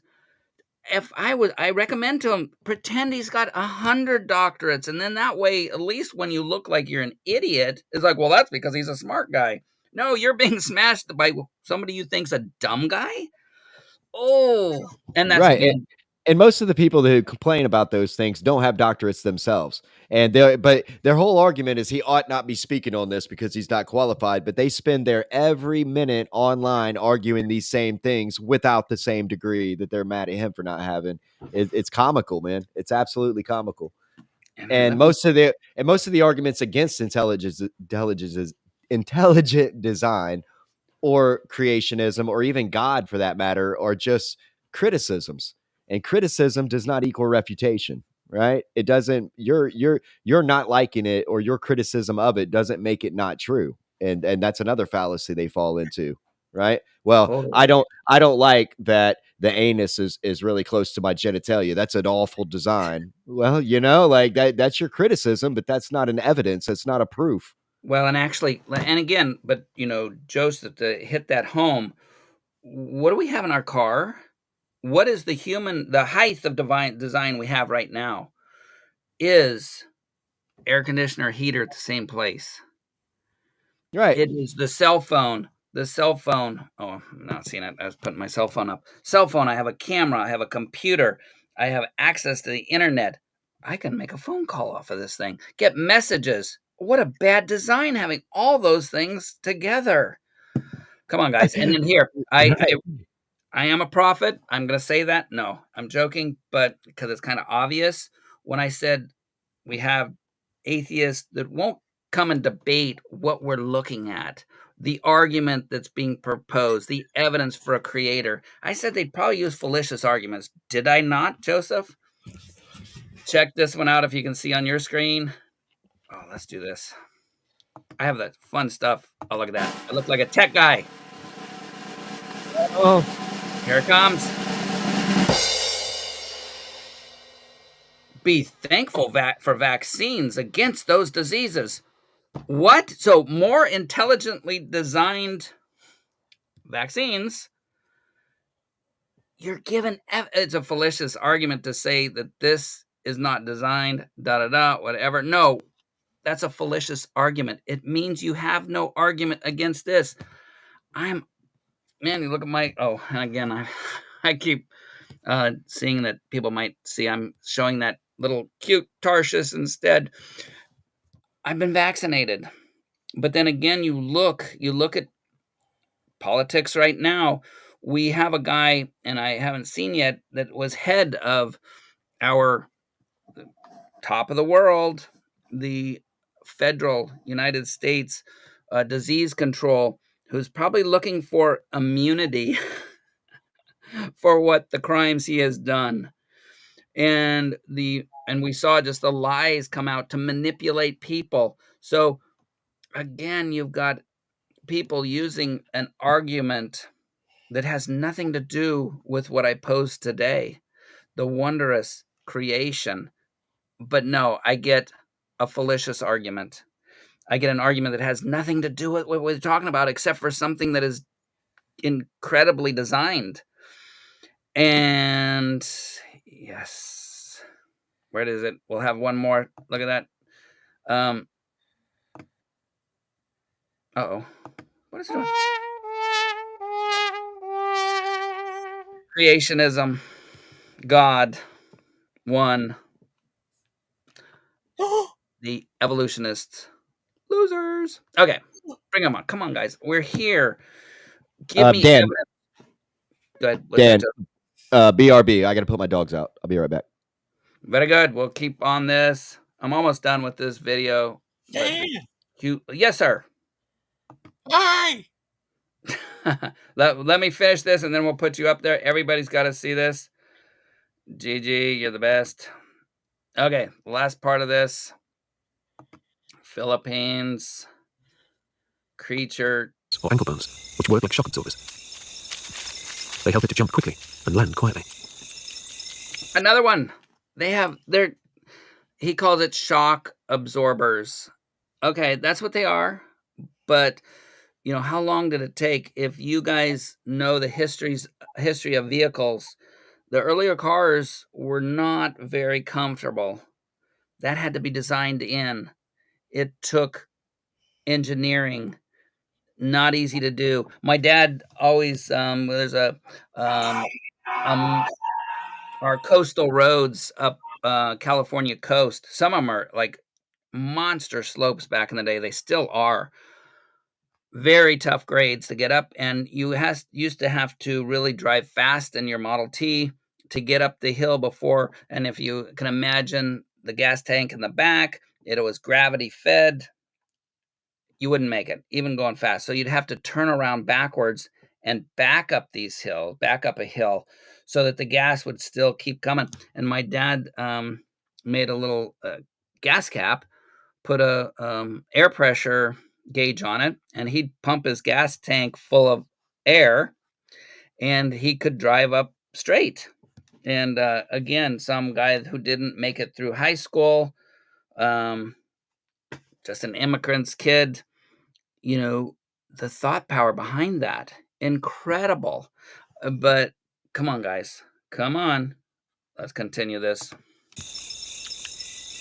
As it holds the cricket, it's clear how tiny the tarsier is, and how hungry.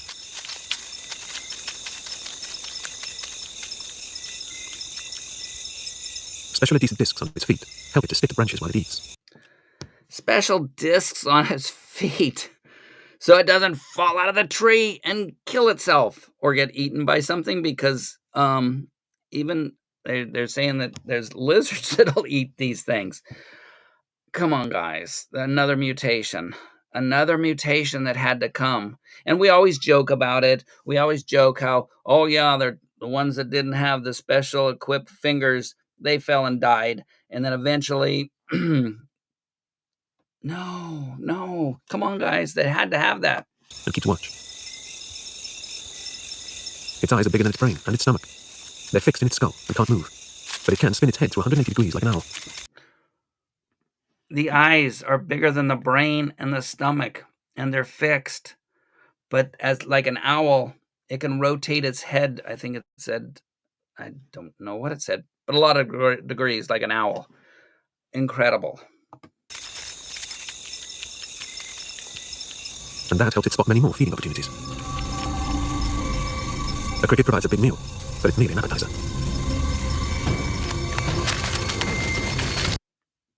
I haven't been able to take my eyes off my husband's pants since he tried this morning trick. What happened afterward was unbelievable. Okay. The tarsier launches a feeding frenzy to rival the most ferocious predator. That was disgusting.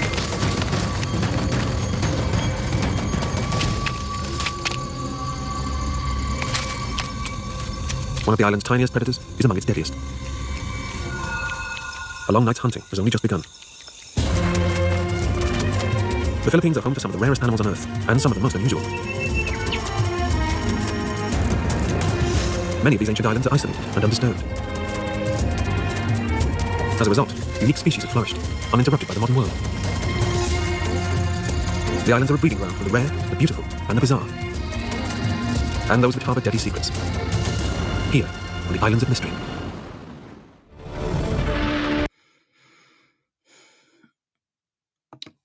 Well, Gigi, let's get rid of that. All right, guys. Comments, questions. Gigi, go to it. Yeah, Dan. What did you think? Which was your favorite creature? The beaver. That was last week. Today. Oh, the beaver.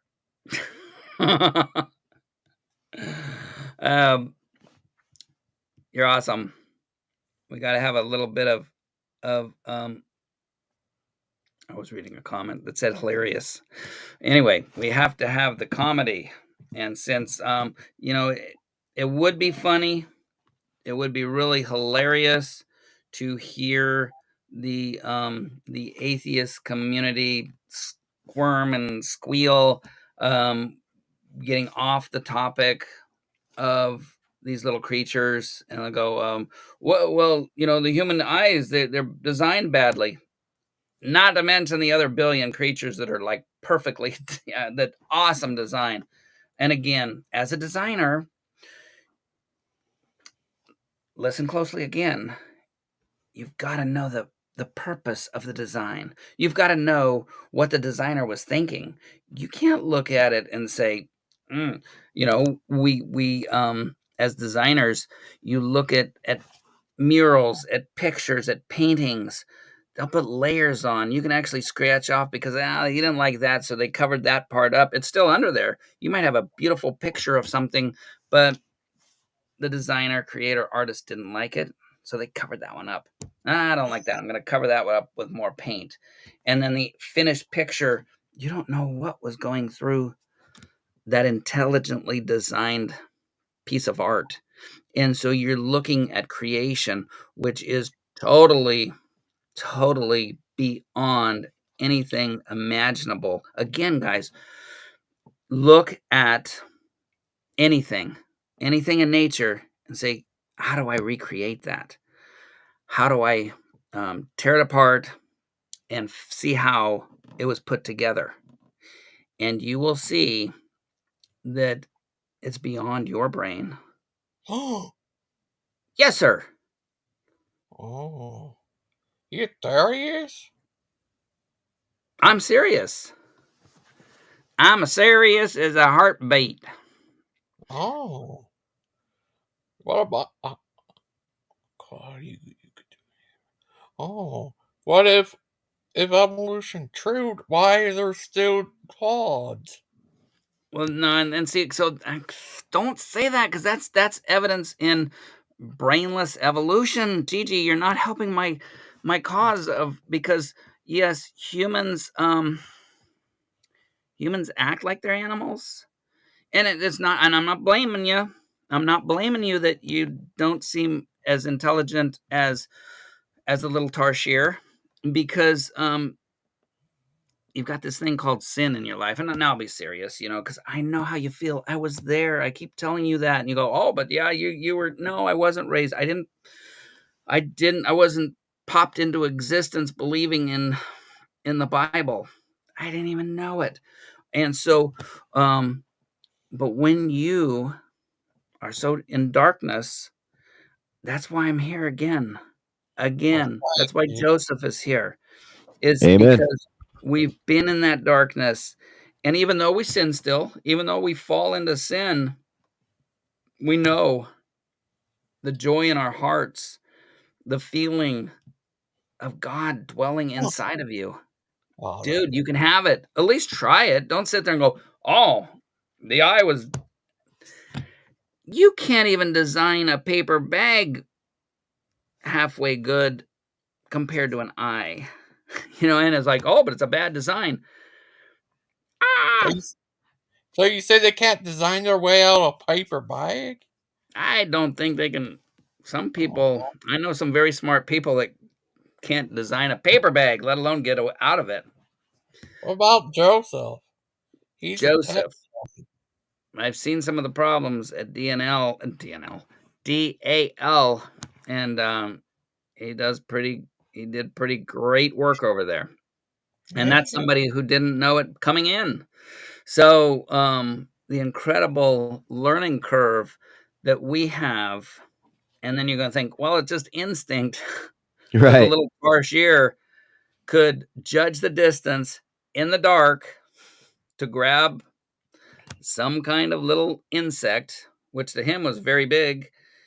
And again, the range, if you're going to be, the height of Olympics, and you're going to do a pole vault, or you're going to jump the hurdles, it takes quite a lot of creative designing, practice. And we saw with the beaver, they come out swimming. This little thing like this, come on, guys. Anyway, we'll have fun with this, because and I'm really actually then on the negative, it's like I'm showing all this stuff is just gonna make you look stupider on the day of judgment, because you're like, yeah, well, my Dr. Dawkins, he said it was impossible. He said it would, no, you're not going to get that excuse. because he's a sinful human being who saw and wants and believes in atheism. So, Oh, Ruben, Dan, come on. Dan, And I have a question. You ever heard of this thing called? I think I heard a lot of them in Brooklyn, the First Church of Atheism. yeah, it's a mockery of God.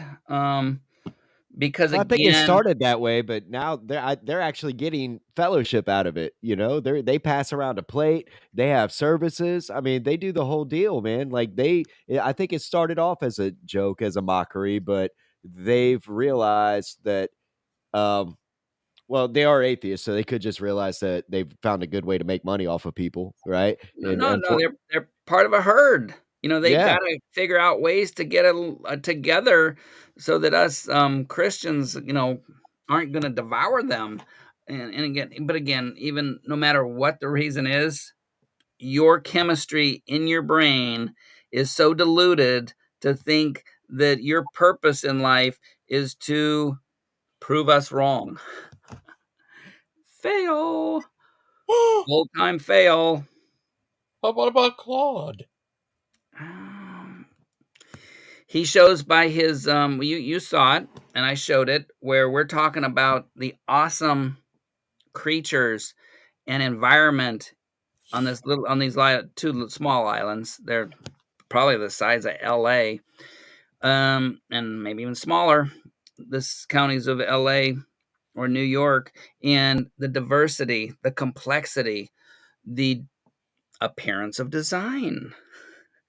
And just two little small places in the Philippines, and the rest, and that's just a little part you saw in the beginning. If you see the video of the Philippines islands that we showed, just a speck on the Earth's land mass. Just craziness. And so, again, I showcased our friend Claude, who instead of, and I've offered him, he just says, well, I can't get in onto the science stuff because I'm not a scientist. But he's out in the comments going, but what about vaccines? Are you a medical specialist scientist too? Why are you commenting on that? Come on now, Claude. And we pray for our atheist friends, Gigi, and we just want them to have the hope of eternity, a purpose in life, not a vain. And then you'll see them twist it. Vanity. Let's look up. Does anybody know the definition of vanity? Ultimately meaningless, nothingness. I love my. It's Google though. I got chastised for half an hour. I spelled it wrong. I'm getting a lot of syncs here. Oh, well, let's get out of there. That'll take a while. Not wise to do on live TV. So anyway, Gigi, anything more out of you? Oh, how you been today? I was awesome. I got to sleep in more because, and here's a little advertisement. Pastor Jay does an awesome proverb of the day live at 8:45 a.m. Eastern time. And let's see what we got here. And he's doing the proverb, but today Number 2. Can you make that bigger? Or I can probably. But anyway, Pastor Jay recorded it today. I made it bigger. So, vain, producing no result, useless. Okay, and we know that word so well because of the Song of Solomon, where here a guy who the height of what we would say as worldly power, worldly, as the king of a nation. He had riches beyond his use, in need, and at the end of his life, it was vanity of vanity. What good is this? He saw all of his work that he did going and would go to people who were not wise, were not disciplined. And we look at that, and that's exactly what we see in the world today. So we got wow, who's the most known person in World War II? I mean, if you had over the planet, who's that? Joseph the Tech guy. I don't think it was a lot around in World War II, but worldwide, probably MacArthur, or if it wasn't Hitler, right? It had to be Churchill or MacArthur. I'd say Hitler because Churchill, yeah, he was cool. Roosevelt, Truman, cool.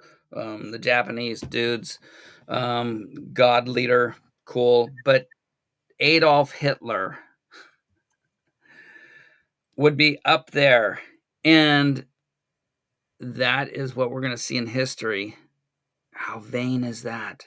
A guy that destroyed, devastated, a real mean guy. But he thought he was probably pretty good. And if he would have won, if he would have gotten the nuclear weapon before the United States did, he would have kept going. He would have taken out Japan because I don't think they looked very Aryan, but they were useful at the time. If the Asians had gotten it first, I saw a documentary. Don't know it for sure. It was Google experts, so don't hold me on this. But there was jet technology coming into existence in other places. If those countries would have done it, they would have kept going. Japanese weren't too fond of white folks either. So that would have come to a battle, and then whoever came out of that in battle, whoever would have, if Hitler, Japan got the nuclear weapon before the United States, the good morals, the legal, the best way to be would be everybody would have little mustaches if it was Germany, because it would have been Hitler's morality. Because we know as the evolutionist will say, is that our morals, right and wrong, are based on these random chance mutations, making the chemicals in our brains, and then by our cultures, by our upbringing, that is going to be the cultures, and then whoever rules the world, it's going to be the ruler's morals. So that in itself, guys, look into your own heart. Is there a reason you don't want to do real bad stuff? And I won't name it because I get in trouble for actually just repeating what goes on in the news. Why didn't everybody do that? Why is it so rare that we have people doing really evil things? It's because there's something inside of the human being. Now, if you're going, well, I got it right now, people.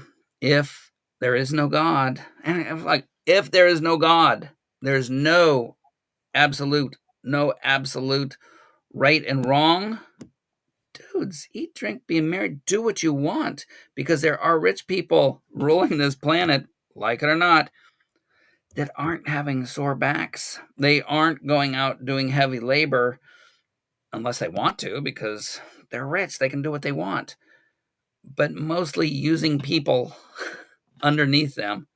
And if this is the only value you have on earth is what is in these years, dude, unless you're up there, your life was worthless. Oh well, my aunt, my people, my aunt, whoever, my kids, like, so what?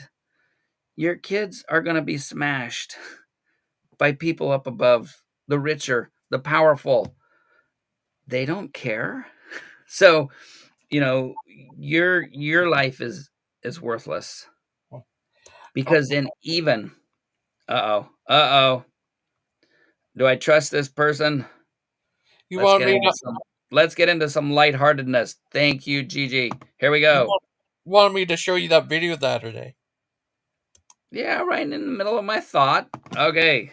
No, Sorry very about good. No, I'm teasing you. Here's you as a baby dancing. Who is that? That's you. Oh my goodness.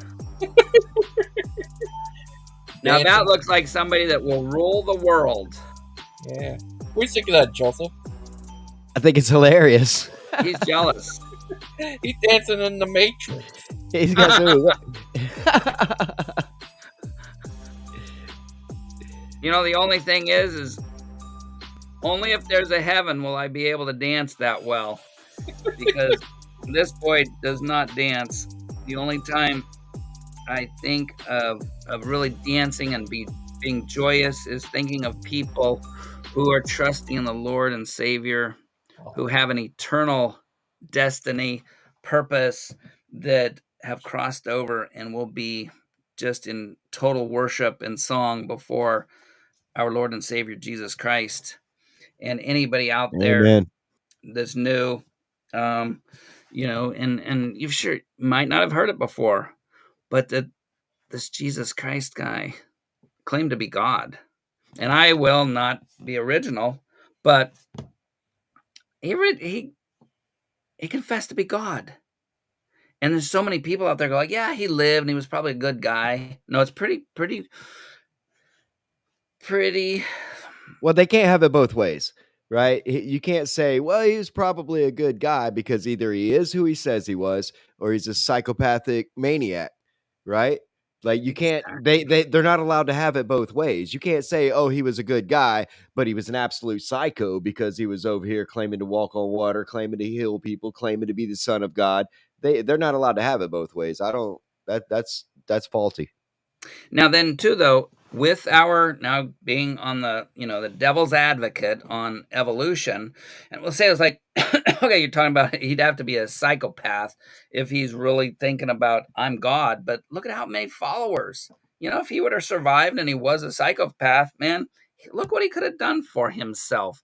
And you look at that and it's like, well, is it, you know, we're humans are said we're just tribal, we are herd, we're like a den in the evolutionary deep time processes. And what's the head of the tribe, head of the flock, the head of the herd? It's the big dude on top, the one that nobody else is going to like mess with. That's the supreme pinnacle in groups. The alpha. The alpha. And the so alpha and the omega. Yes, sir. What limits so many people who believe there's no God? It's because they're saying that they have this morality in their head that is keeping them from being the psychopath. But if you look at a psychopath, analyze a psychopath, again, people, no God here. Who's the alpha type person? The psychopath. The guy who has evolved, then, I would give the thing is he's actually evolved beyond the herd into the extreme alpha. He doesn't care who he hurts. He's just going to put his genetics, and that is going to be the best. And that's the only way they say that the mutations can get one species, because it's always. Joseph, if you heard that one, please, anybody out there that's an evolutionist, this is an honest question. I've heard that, and you probably know the term, Joseph, is that they say that like humans cannot evolve into something else. That within the stasis of the species, it's monophyly. The argument of, yeah. I think that's it, and I'm going with it, even if it's not. I'll blame you. But yeah, the monophyly, that the species is going to stay the species. Right. And that's what shows that it's a little double-sided, right? Well, because that's where my mind, because I love to figure stuff out. I love the design aspect, and that one I'm not catching, because I can see the other things. How I could. What they're saying is like a turtle will never become something else. Like a fish didn't become an amphibian, right? Slow changes created an amphibian from what was a fish-like ancestor. See, they know better than to make the actual connection between the two animals because they know how silly it sounds. So that's why they rely heavily on these unfounded missing links. Yeah, and that's then is that why the tree, the evolution and Darwinistic tree, you don't have anything at the nodes, node being the joint to where branches Correct. come together, that there's always these guys out here, but everything's missing down here. And because, yeah, say that again. Monophyly. Monophyly. So that there's pH phyly. Yep. Humans are not going to be able to involve. Then how did we get here? I can figure out how to get a trilobite.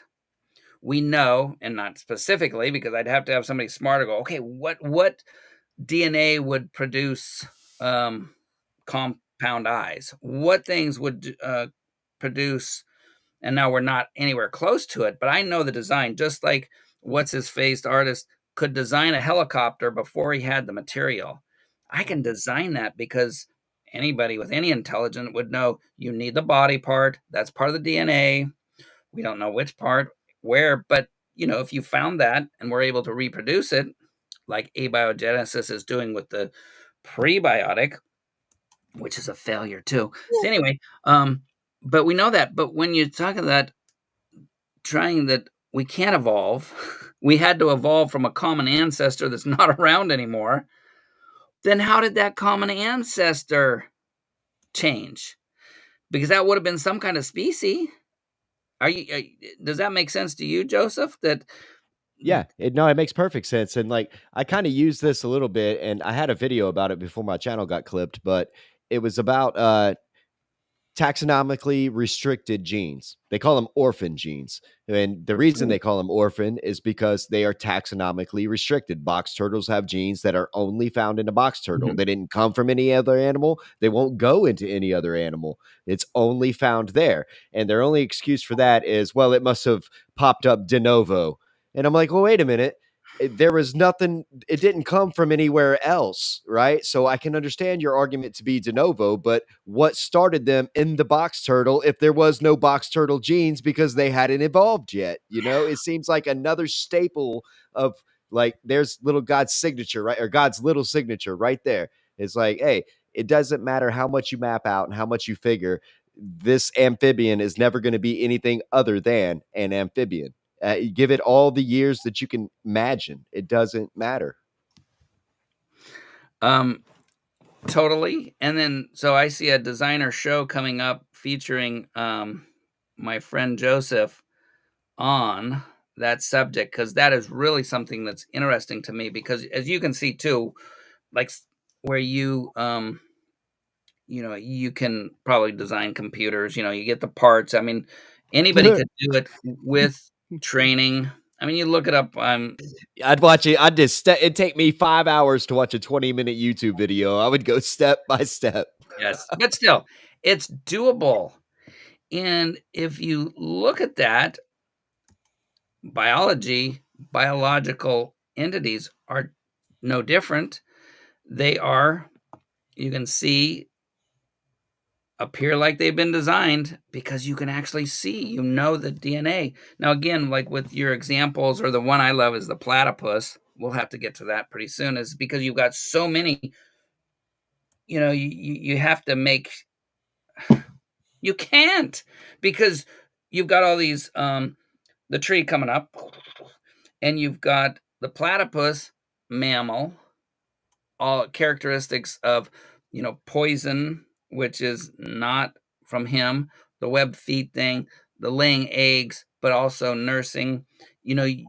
So where does he fit on that tree, though? They kind of put him kind of like, oh, let's throw him there and pretend like nobody understands that. Where did all those things come from?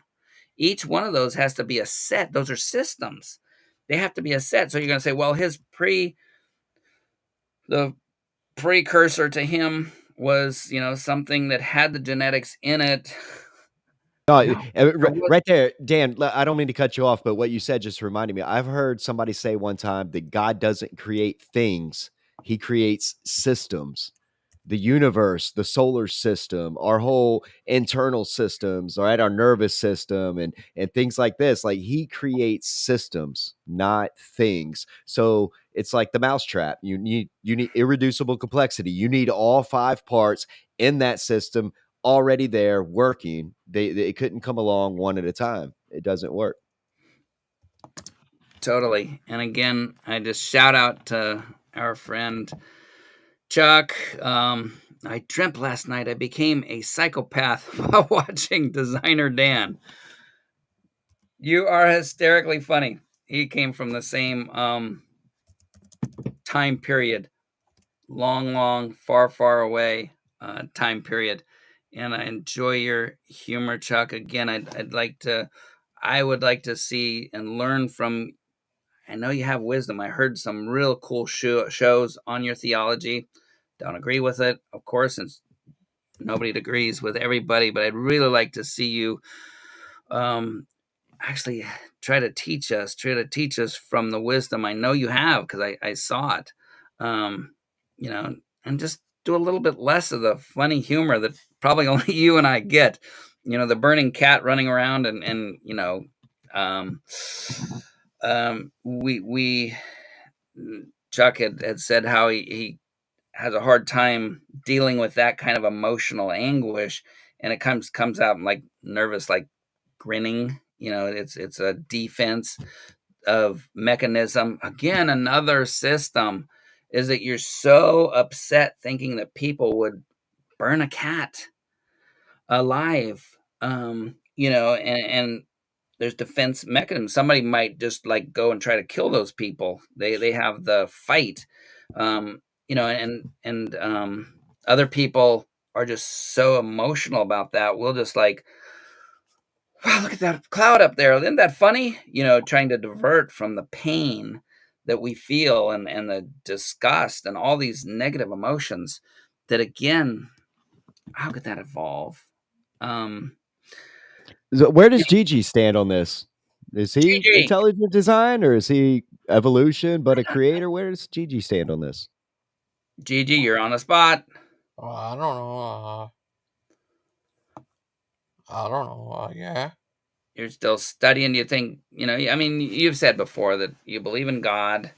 But yeah, there's some people that believe that evolution did it.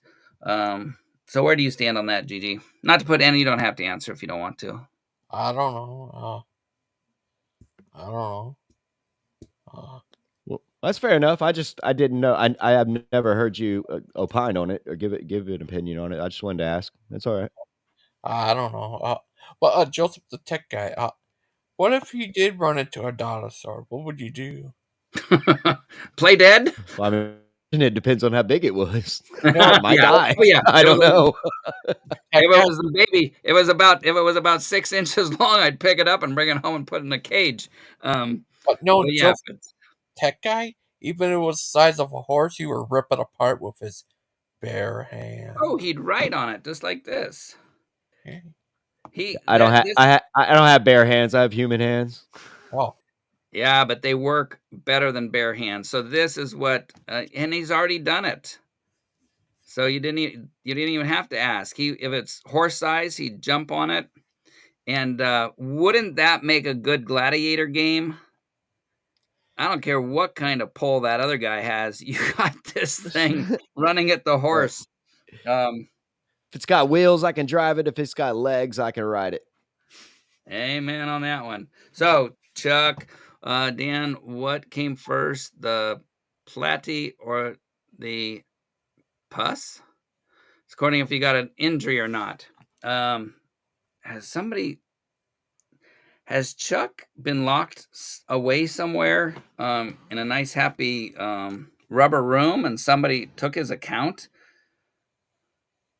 Eric, I'm going to give the link. Come on in. Show your face. I want to make sure you're safe in there.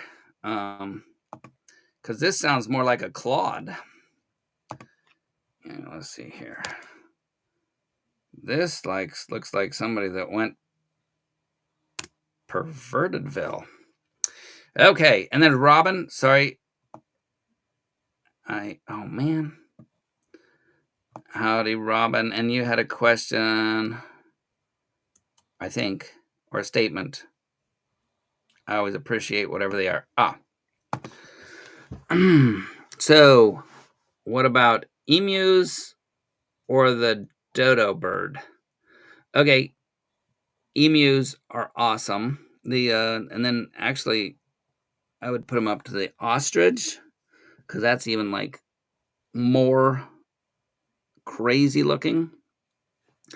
And yeah, again, Robin, you're sounding like a creationist here, because yeah, you look at the features on those, you look the systems on any of those guys, and you look at the brain size.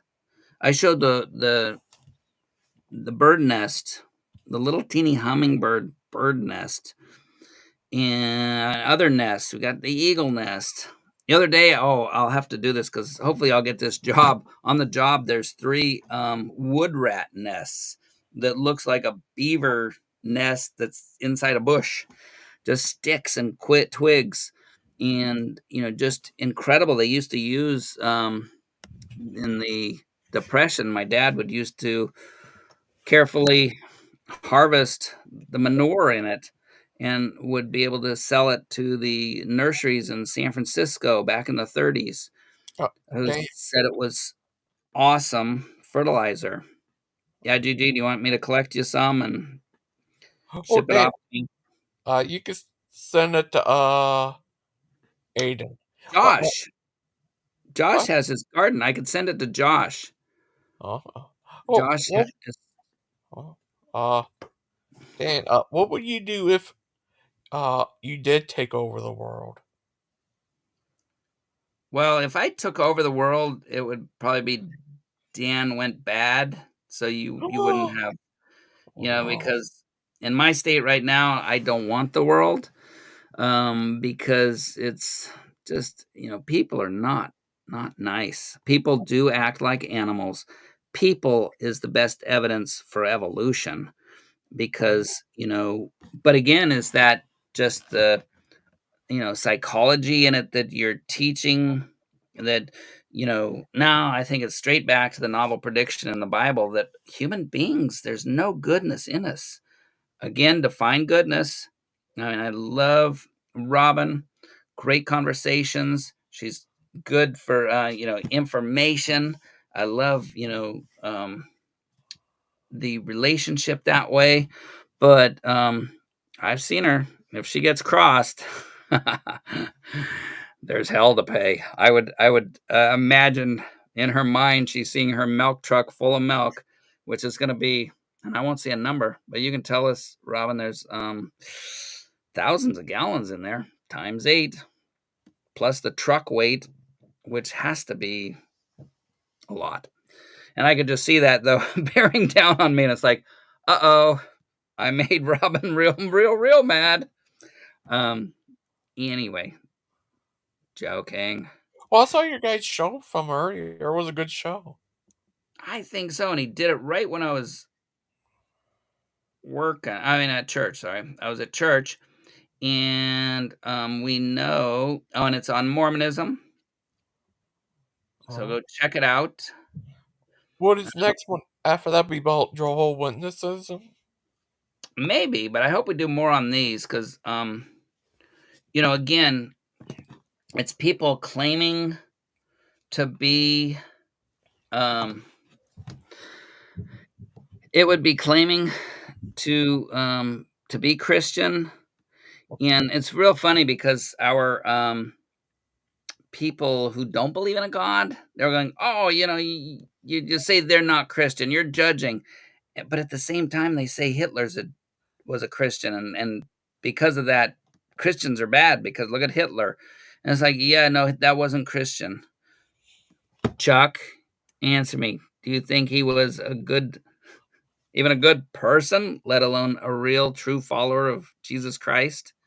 I think not. Chuck again. Come on. I'm gonna, just for you. Oh, invite a guest. Be my guest.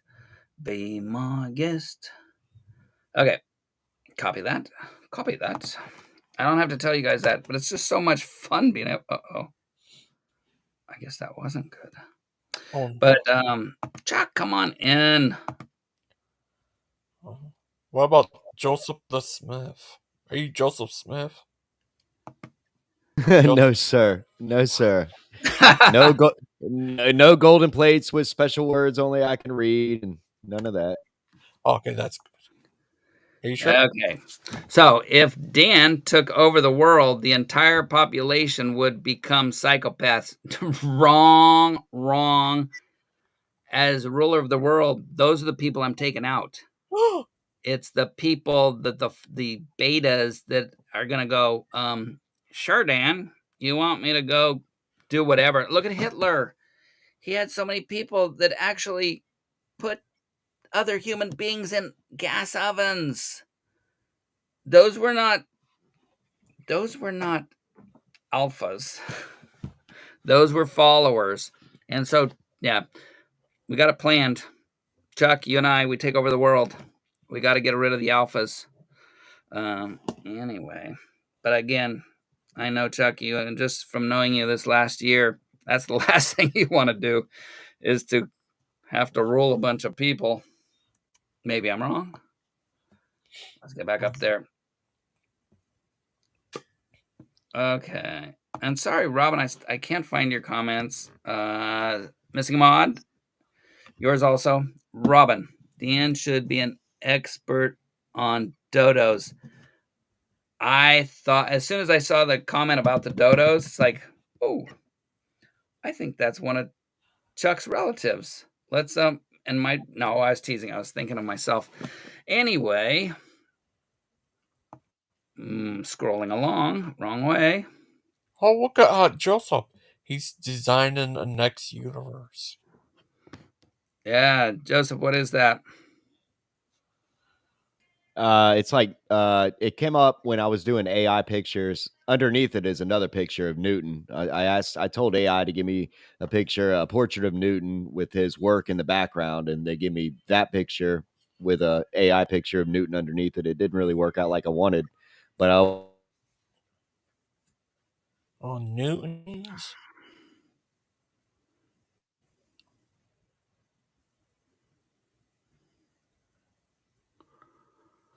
Uh-oh.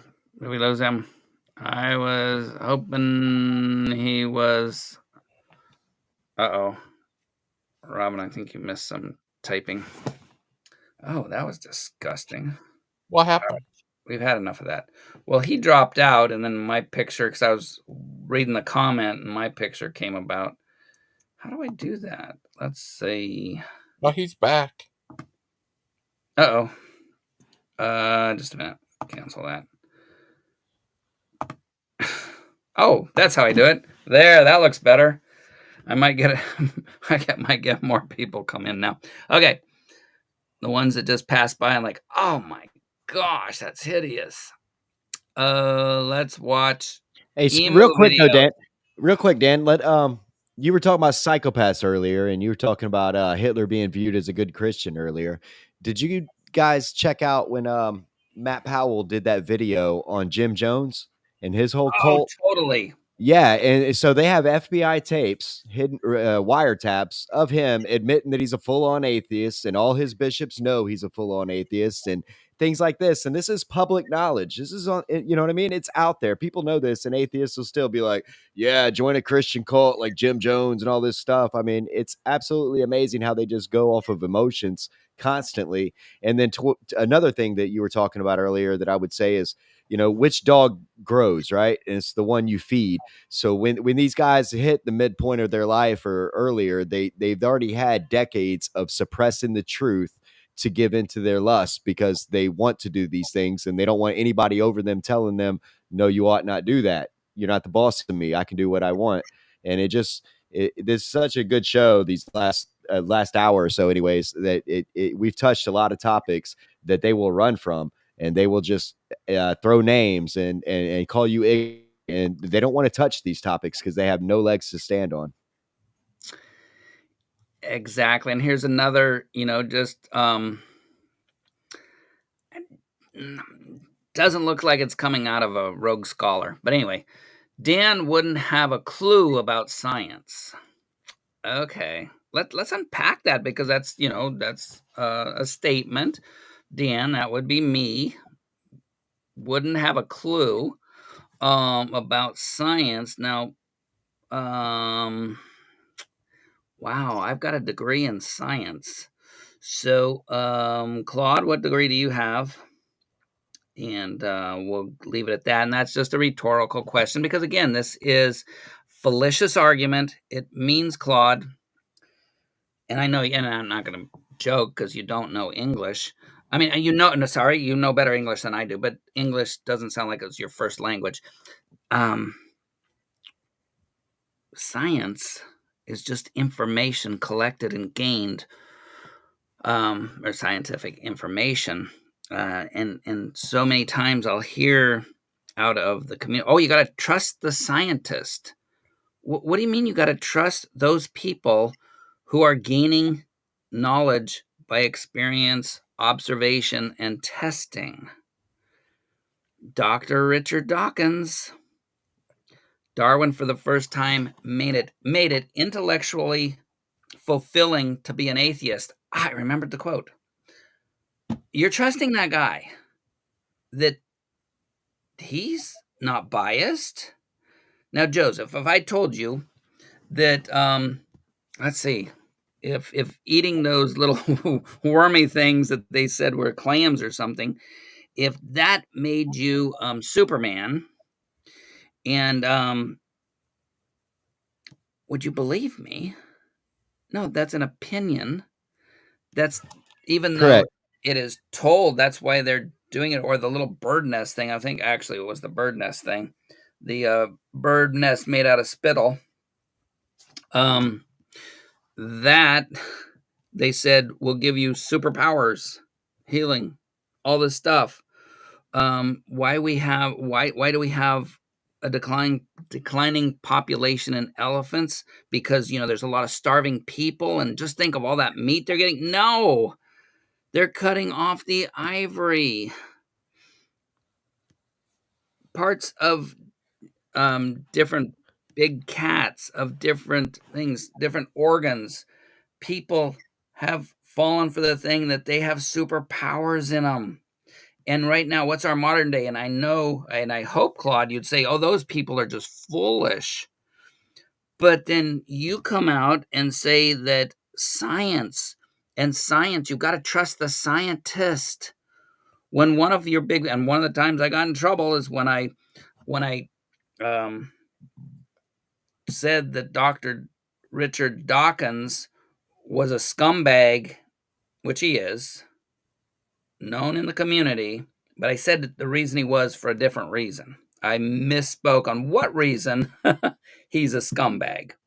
Well, I find it curious that Claude goes against Kent Hovind for certain things that absolutely have nothing to do with him, but he completely overlooks and even defends Dawkins, and Dawkins is quoted as saying that he don't think there's anything wrong with a little mild pedophilia.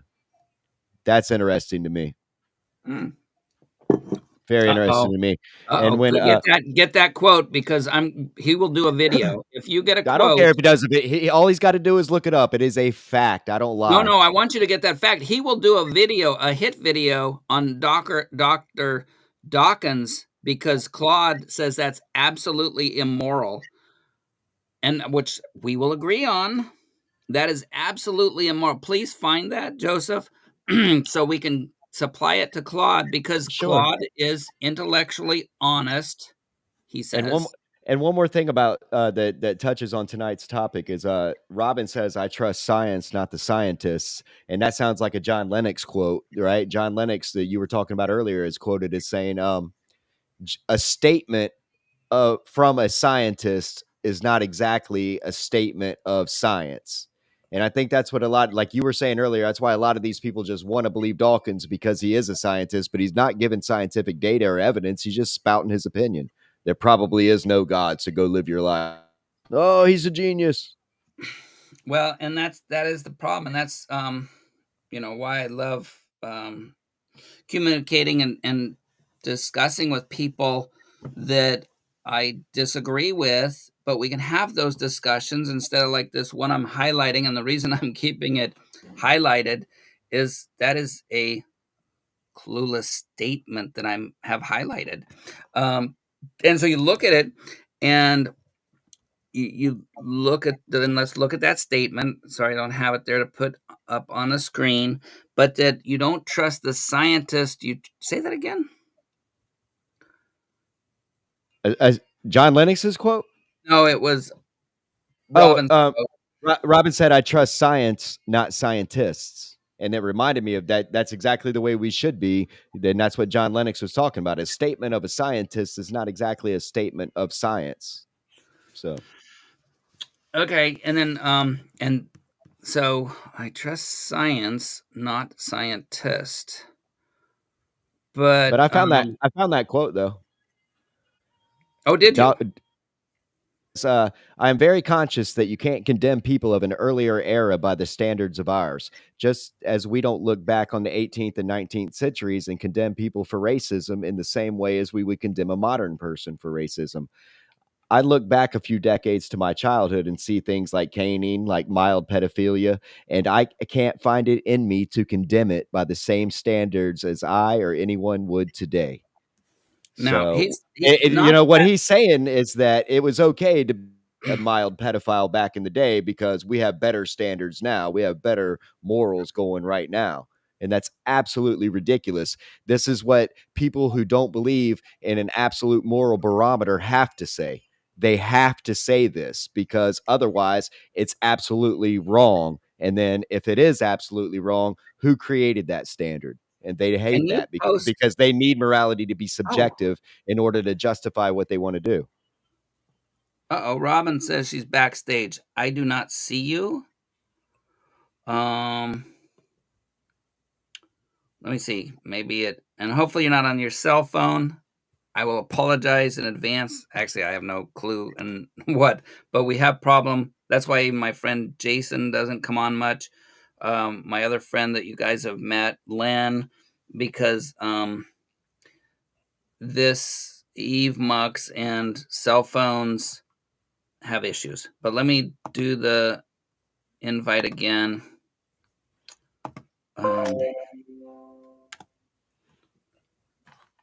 And hopefully, because wow, it's rare that I haven't talked to Robin forever. Yes, that's hyperbole or exaggeration. Please don't quote me on it. But yeah, so I trust science, not scientists. Yeah, I hope she can come on to explain that because science is the information, but scientists are they who gather that information. And here we go. And I'd give you there we go. I was going to give you a drum roll to come on in, but I didn't want to lose you. How are you doing? I'm good. How are you? I'm doing well. I didn't know I don't know what this is different. I'm on my laptop though. I'm at home. Oh, good. I'm at home tonight. I'm not working. So. Oh, very cool. And how do you like the new place? I love my new house. Yeah, I love it. It's not new, but it's new to me. But yeah, congratulations. It's got a lot of.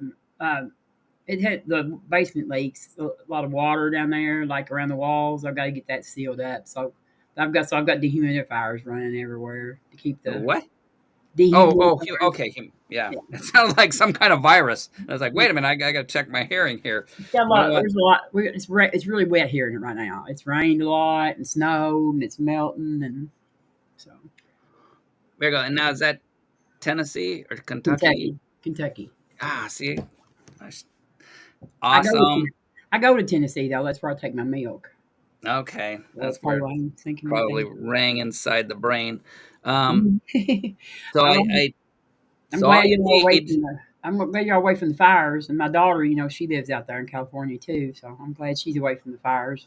That's right. You said she's like Santa Cruz or up. Yeah, Santa Cruz. Yeah. Man, I'm gonna go play the lottery or something. That's kind of lucky that I can remember that much stuff. You've been taking your ginkgo biloba, whatever it is, that ginkgo biloba. Remember that stuff that's supposed to help your memory? Yeah. You've been taking your ginkgo biloba. That is awesome. The fruit though is the smelliest stuff. If you want, if you think like rotten egg, the ginkgo biloba seed is putrid. It's I should put it in containers because I could make $1 million. Because if you open some of that in your truck, well, you wouldn't want to do it in your truck. But what kind of plant is it? Is it a tree? it is a tree. It's a cool tree, because they thought it was extinct. It is half okay. So there's the two kind of plants. You have the broadleaf things, the leaf type of plants, and then you have the grassy type of plants like palm trees. It's half and half. It's got characteristics of a tree with the leaves, but the veins in the leaves are parallel instead of like the hand shape like a normal leaf. Mm-hmm. But it has annual rings, and that shows a tree type, a plant type, not a grass type. Yeah, so it's kind of both. Really a cool and a beautiful tree. In the autumn, it'll have this beautiful golden leaves to it. That's wild. I didn't know what kind. I never even knew what kind. I thought it was like a root or something. Yeah, no, and I don't know what part. They would have to really process it if it's the seed or the fruit, because like I said, man, you have it, and so commercially they will graft on, they'll do the seedlings and they'll graft on a male because it's also a tree that's you have males and females, and so they'll put the male, which will give you the beautiful fall color, but without, of course, the seeds and the stinky fruit. So that is awesome. But I did a basement, like sounds like yours, because the painting, all you need is to win the lottery though, or steal the truck and sell it, and if you don't get into prison, have enough money. We lady had that, and we yes, I think I'll try another plan. I'll think of it. Maybe buy some concrete sealer. That's fun. Yeah, that's a start. You want it nice and dry. But what I did was got a backhoe and dug a trench very carefully around her basement, and then put a French drain. That's when you get some extra money. See, and this house has block foundation instead of like slab. Mm-hmm. So like the foundation is like the blocks, and so it's not. I know exactly it leaks on like this wall over here, right here, back that wall right there, and I probably could put some kind of drain, like that would keep that water from running, that much water from running down in there. And it would be less, but then the groundwater, if it's lower, will seep in. Yeah, that's actually the house I'm in right now. It I have a sub pump that pumps the water out from the basement. There's it all runs down to like a hole, and there's a sub pump in that hole, and it pumps it out. So there's nothing like right there where it's at. I can't put nothing down there. There's like shelves down there, but they're like on stilts, sort of. So no, cool. And so the house I am is a block wall. The basement, yeah, and it gets painted, and then the moisture. It helps, but it sounds like yours is really draining. Yeah, it gets a lot of water, but it's coming down that wall, and there's blocks instead of slab. But it probably would help put a drain. I never thought about that. It probably would help put a drain out there too. Even a surface drain. Yeah, to carry it away from the wall. Man, it's always my plan. It's like I'll go out and I'll do work for people if they let me stay there on a vacation or something. That would. Well, I have a little apartment out here that's going to be done by spring. That you can come bring the family and go to Mammoth Cave. Oh, that'd be awesome. That's why, because I'm cheap. Plus, I'm like 30 minutes from Mammoth Cave, but I have that little apartment. I've got, it's like a little. It's got a kitchenette and a bathroom and a little dining room and a bedroom and living room. The bedroom and living room are together. So. Yeah, I don't know if they're big on those. What do they call them? Vacation rental. People just come in for my daughter did that, and her husband. They drove from California. I think they went, Grand Canyon. They went that. I think they went up the Carolinas. I think they went into Tennessee, but that's mainly what they were doing camping. They had a little some kind of little like a Prius, but I think better, newer one. But they just camped out of their car. But they got so many days, and it's like, no, we're gonna spend the money because they're really frugal. They live in this cute little house in an area, the cheaper area, don't have any bills, the little brats, and both have pretty good jobs, both in accounting type of stuff. But that's what they did. They would stay at little is it called a vacation rental? So you just like Yeah. rent it out for like weekends. Yeah, like They, timeshare, probably something like that. like a timeshare, except for it's like you're Yeah. like your own little hotel, but a Yeah. single, and then you get a lot more money. People aren't Like staying there the whole time. But like again, an Airbnb. Yeah, something like that, probably. yeah, that sounds like it. And then, but that way, you don't have somebody, you're not stuck with them all the time. But if The you wear come, and if you tear. come here and work, you can stay in my little house. Y'all can stay there. I'm gonna have it. I'll have it fixed up by spring. I'm gonna have it fixed up. I'm putting a new floor in it, and so I'm taking all the cabinets out and everything, and have to redo the floor and redo it. So Oh, cool. Yeah, because the place we were in, family property, parents passed away, the estate, and we just found out we're not going to be able to purchase it, which is probably a good thing, a God thing for us, because it's a lot to fix up. There's a lot to fix up, yeah, and this way, both Jem and I want to travel. I've been a homebody, third generation here in the area, and I've gone other places, and just mainly, I didn't get out of California, I think, until I was probably 14 or 15. And so more, yeah, not a big traveling family I was raised in. So, but Gemma is really looking forward, and I know we want to get to Dinosaur Adventureland again, and she has relatives on the East Coast. I've never seen the Grand Canyon myself. What's the Mount Rushmore? Stuff I'd like to see, and mainly, as you probably know, I want to see the people more, and then so I would probably do something where I could actually talk to human beings. That's why I love going to the place in the Philippines I go, because it's not the touristy place. I can actually talk to humans, different experiences, cultures, and just like, for you in the East Coast where you were raised, California, that's like 3 different planets away from each other. I'm not on any coast. I'm in Kentucky. Yeah, but I'm saying just, I don't live on any coast.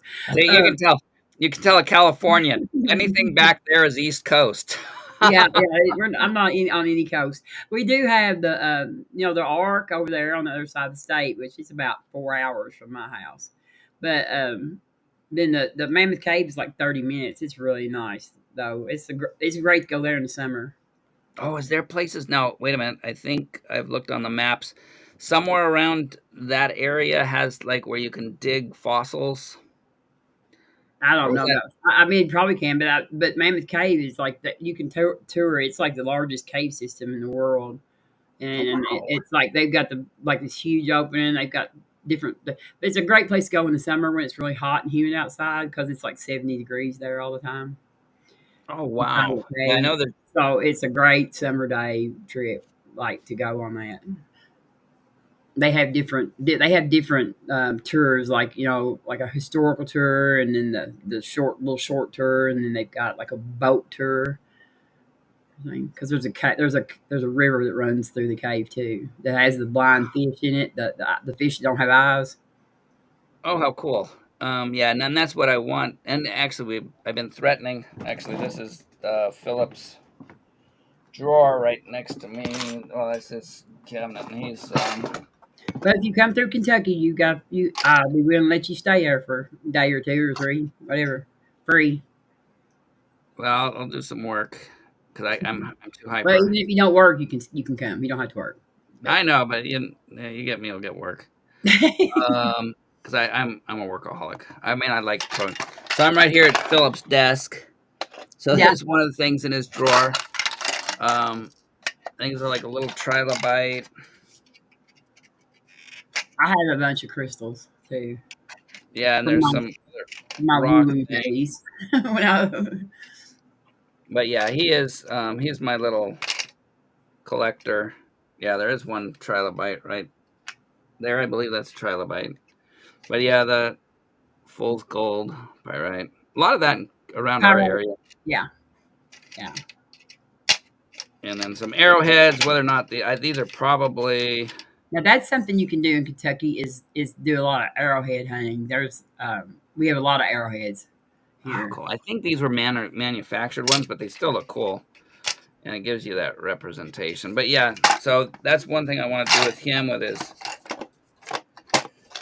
to get him out. It's weird. We have again, so we're about 20 minutes from the Pacific coast, and you get time, you want to come see the redwoods in the wine country.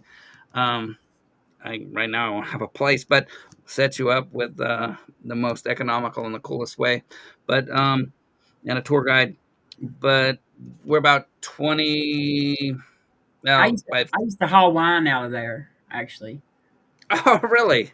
Uh-huh. Back I used to drive to California all the time, and I used to haul wine out of there. But what part?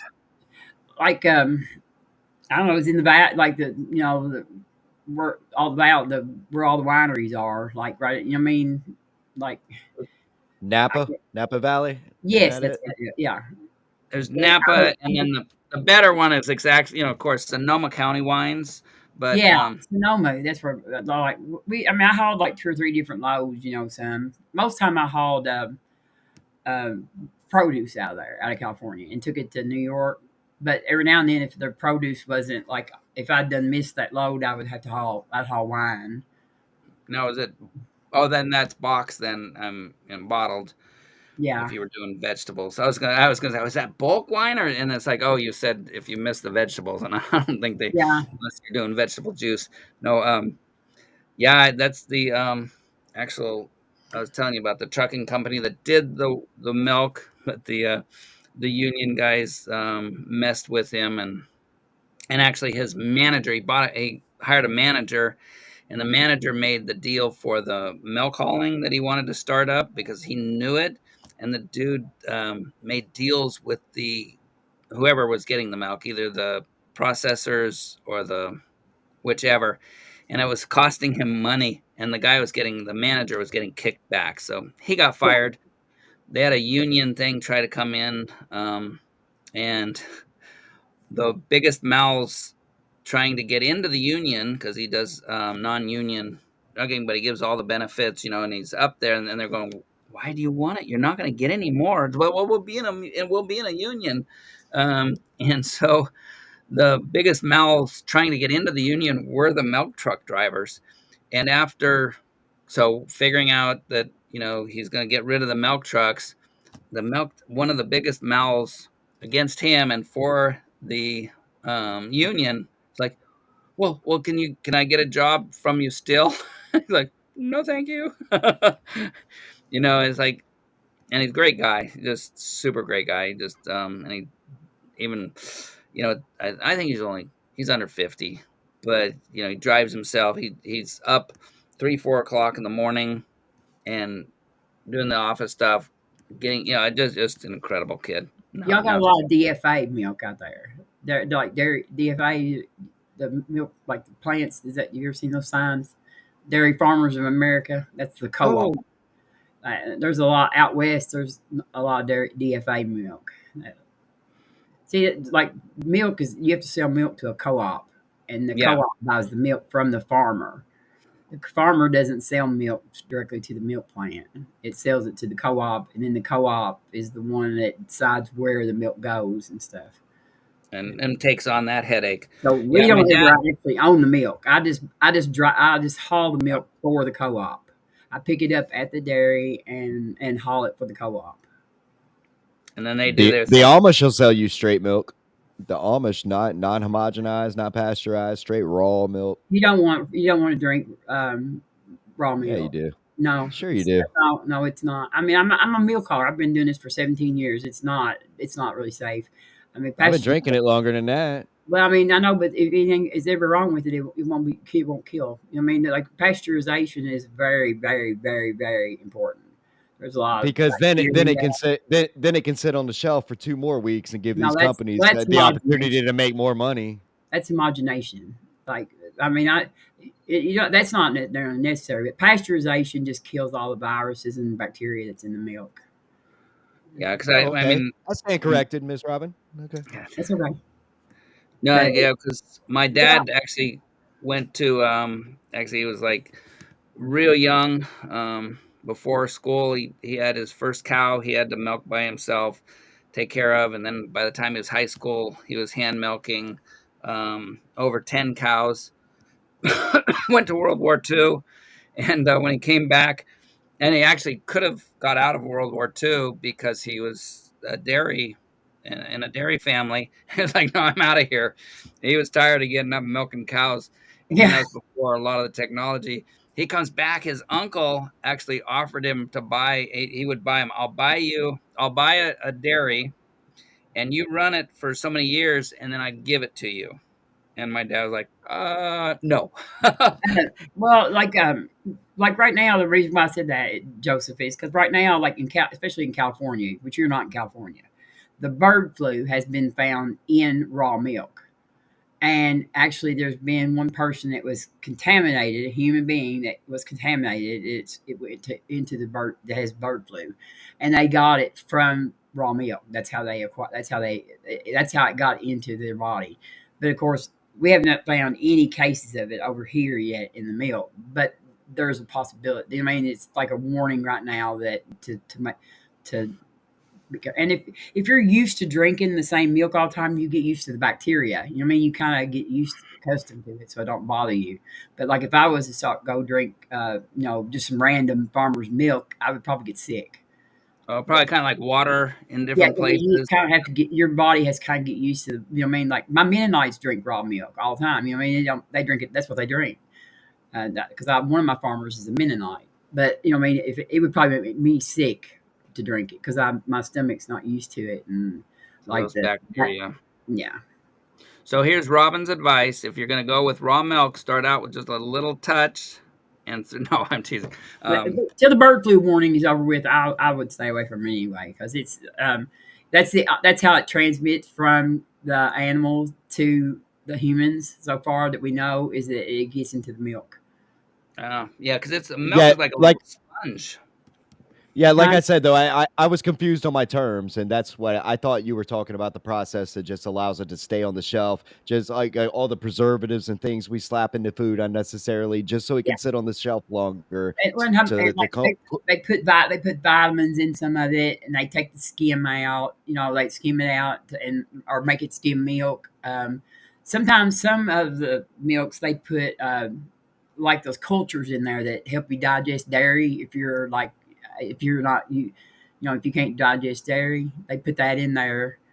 That's sweet acidophilus. Is that the kind of milk, and it's got the cultures in it to where you can digest dairy if you have that problem. And so they do all that kind of stuff.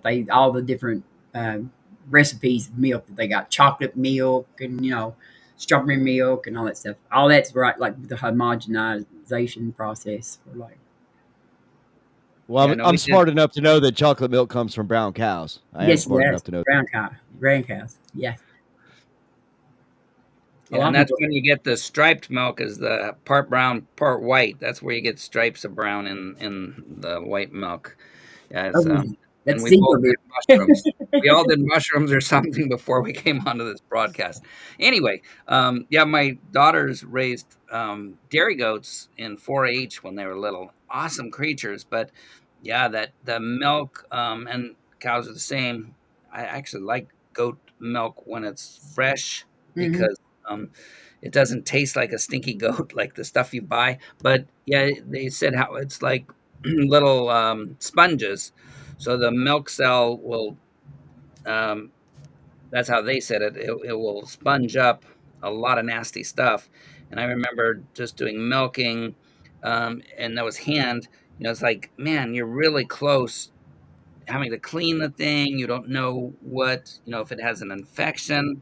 In the modern day, it's like, okay, and I don't know what kind of testing. And actually, you can tell us, like, do they test that milk? Because you got like 100 cows, and does it's just coming raw when you get it, and when it Yeah, goes to they test it before they pump it off our truck. Both my farmers test it for antibiotic before I load it, actually, because they don't want to pay for the other farmers' milk. Because if they get down there and like one farmer had antibiotics in their milk, and then they have to buy the whole load.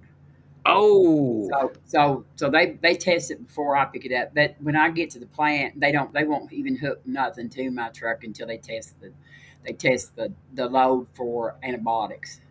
Because So are you hooking up hoses to their tankers and yes, actually putting it in your right on. I had the privilege of driving with a guy who did that through Indiana, the dairy farms, and that's where I tasted raw milk for the first time, right out the cold tank, and while he was sucking it up, and I yeah, only it's have 2 barns now. I've had as many as 30, like over there around Hopkinsville and stuff. There's a lot of Amish over there, and sometimes on Saturdays I've had to pick up like 30 little barns, of Amish. They be like right beside each other. But now I just have 2 where I live here now. I took this. This is just 2. That's all. that's awesome. That's all the milk that's in this county. So, and I take it to Murfreesboro, Tennessee. Because we very don't cool. need So how cows. many We'll gallons? just go to the store to get milk. Yeah. How many gallons do you pick up? We pick it up in pounds. Raw Oh, milk. Raw milk is measured in pounds because they get paid by the pound. I have 54,000 pounds right now. Is what my load is. So that if you divide that by 8.6, that'll give you the gallons. okay. So the gallon of milk, same weight as water, Ga- then? Yeah, 8.6. Gallons a gallon. Water's not that high. I don't think. I think water's less than that, a little bit.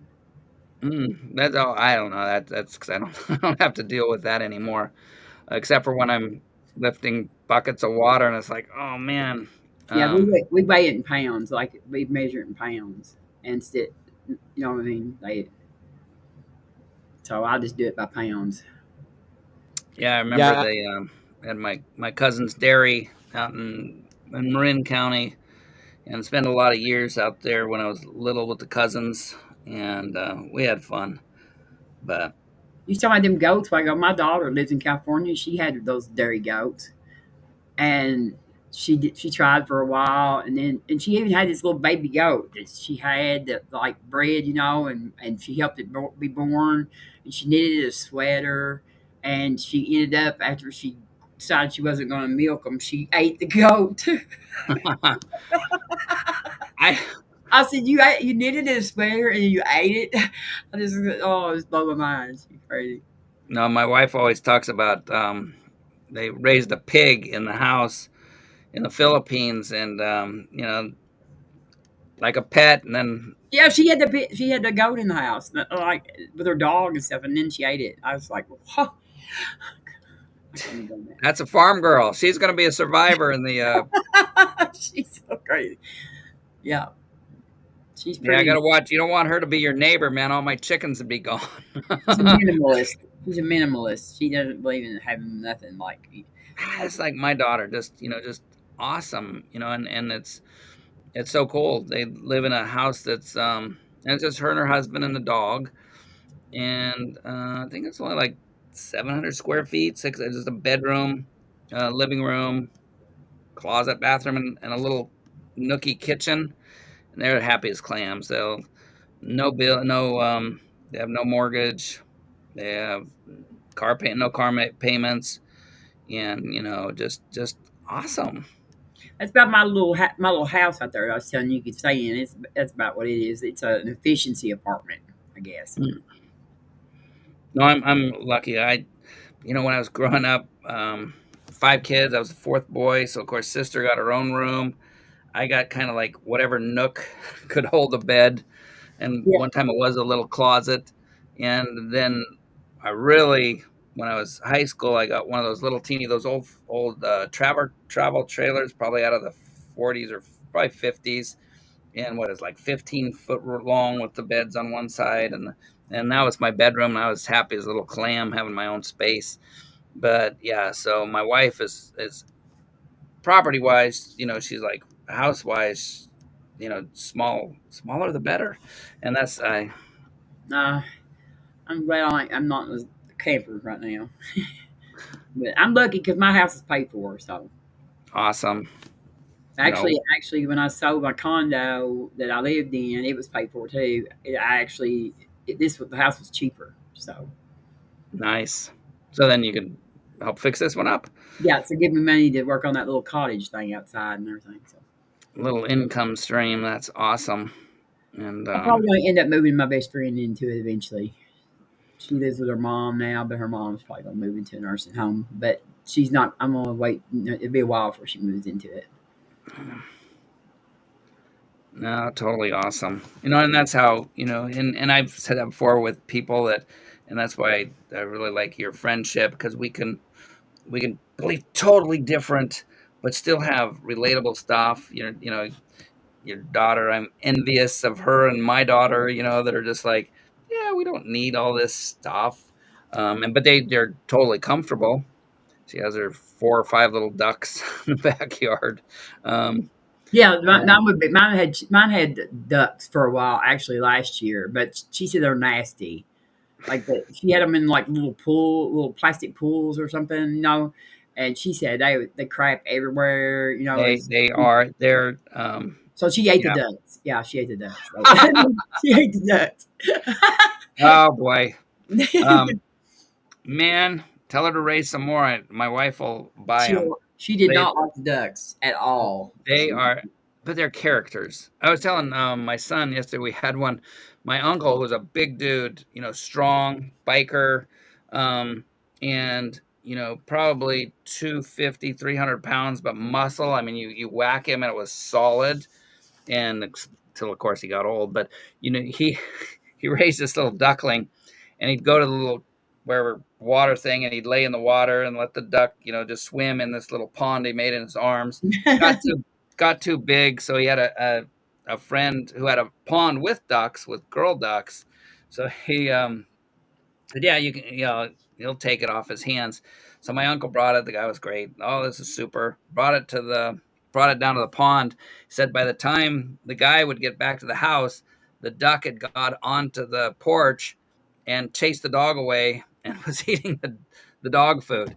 You guys tell me, if you don't come get this duck, I'm going to shoot it. So we got it and called him Quack Quack, man. But we had this fir tree out in the front yard, and as a little kid, I remember after a while, it wasn't too long, but like you'd have to really watch because he'd be hiding in that fir tree. And if you got there, he would just come out and start biting at you. Character. It must have been embarrassing for that dog to get run off by a duck. I know, but they're we raised a couple of little ones. My wife wanted duck eggs, which she loves. I love duck eggs, man. They actually have a real rich flavor to them. Anyway, and so they were little, and I was going to put them in with the chickens, and I was afraid, and they were smaller than the chickens. And so I was like, I was there. I let the ducks out just to see how because I had them in the cage there to get them used to each other. And I was afraid because the rooster, this big old dude. And so the rooster comes up to the duck. The duck kind of like puts his head up just straight for the rooster. The rooster freaks out. He's running away. Those ducks were and they got a beak. I mean, they got the flat beak. They were the rulers. Well, there's a sharp end on them though. Like they're flat, but then there's a little thing on the end of a duck's beak that's sharp. Like they can hurt. They do, but I would think the rooster with the with his sharp little buggers, but they were the duck would come and the rooster the chickens, and even when they got big, the rooster was still bigger, and he had the sharp whatever they call them talons, yeah. But man, the duck would come. Everybody, it was parting the water. They have spurs. They call spurs, like a rooster does spurs. Yeah, and it was just, that's it actually. But yeah, it was just funny because I just thought, these cute little ducks. It's like, those dudes are, and probably why they make it in nature, because those suckers they're. I think talons are like eagles and hawks, owls and hawks and stuff like that, I think. Oh, I'm glad you said it. Claude would make a video How did that tell him how much of an idiot I am? But with you, he'll give you grace because it's a simple mistake. And plus, I didn't know Claude, it anyway. you can make a video of me anytime, Claude. Make the video. I don't care. I know. I'm kind of. It's like I looked at Claude's list just the other day. I hadn't for a while because I've been so busy. But it's like, oh my gosh, come on! There's more Dr. Hoven ones than me. I want me as your video library star. I'm second place to Dr. Hoven. I'm just not happy with that. But it's all fun because we're just trying to get through this thing called life, Yeah. and it's we do the best we can. I think everybody I know is just I came in what I came in for a while ago was when you mentioned the elephants. oh We're talking yeah, about cutting ivory. I was going to tell you that they're okay. They've been hunting ivory for so long that they started wiping out all of the elephants that had big tusks. yes, So now the elephant population is being born without tusks. Pretty soon there won't be no tusks because the tuskless animals were like the ones that were not being killed.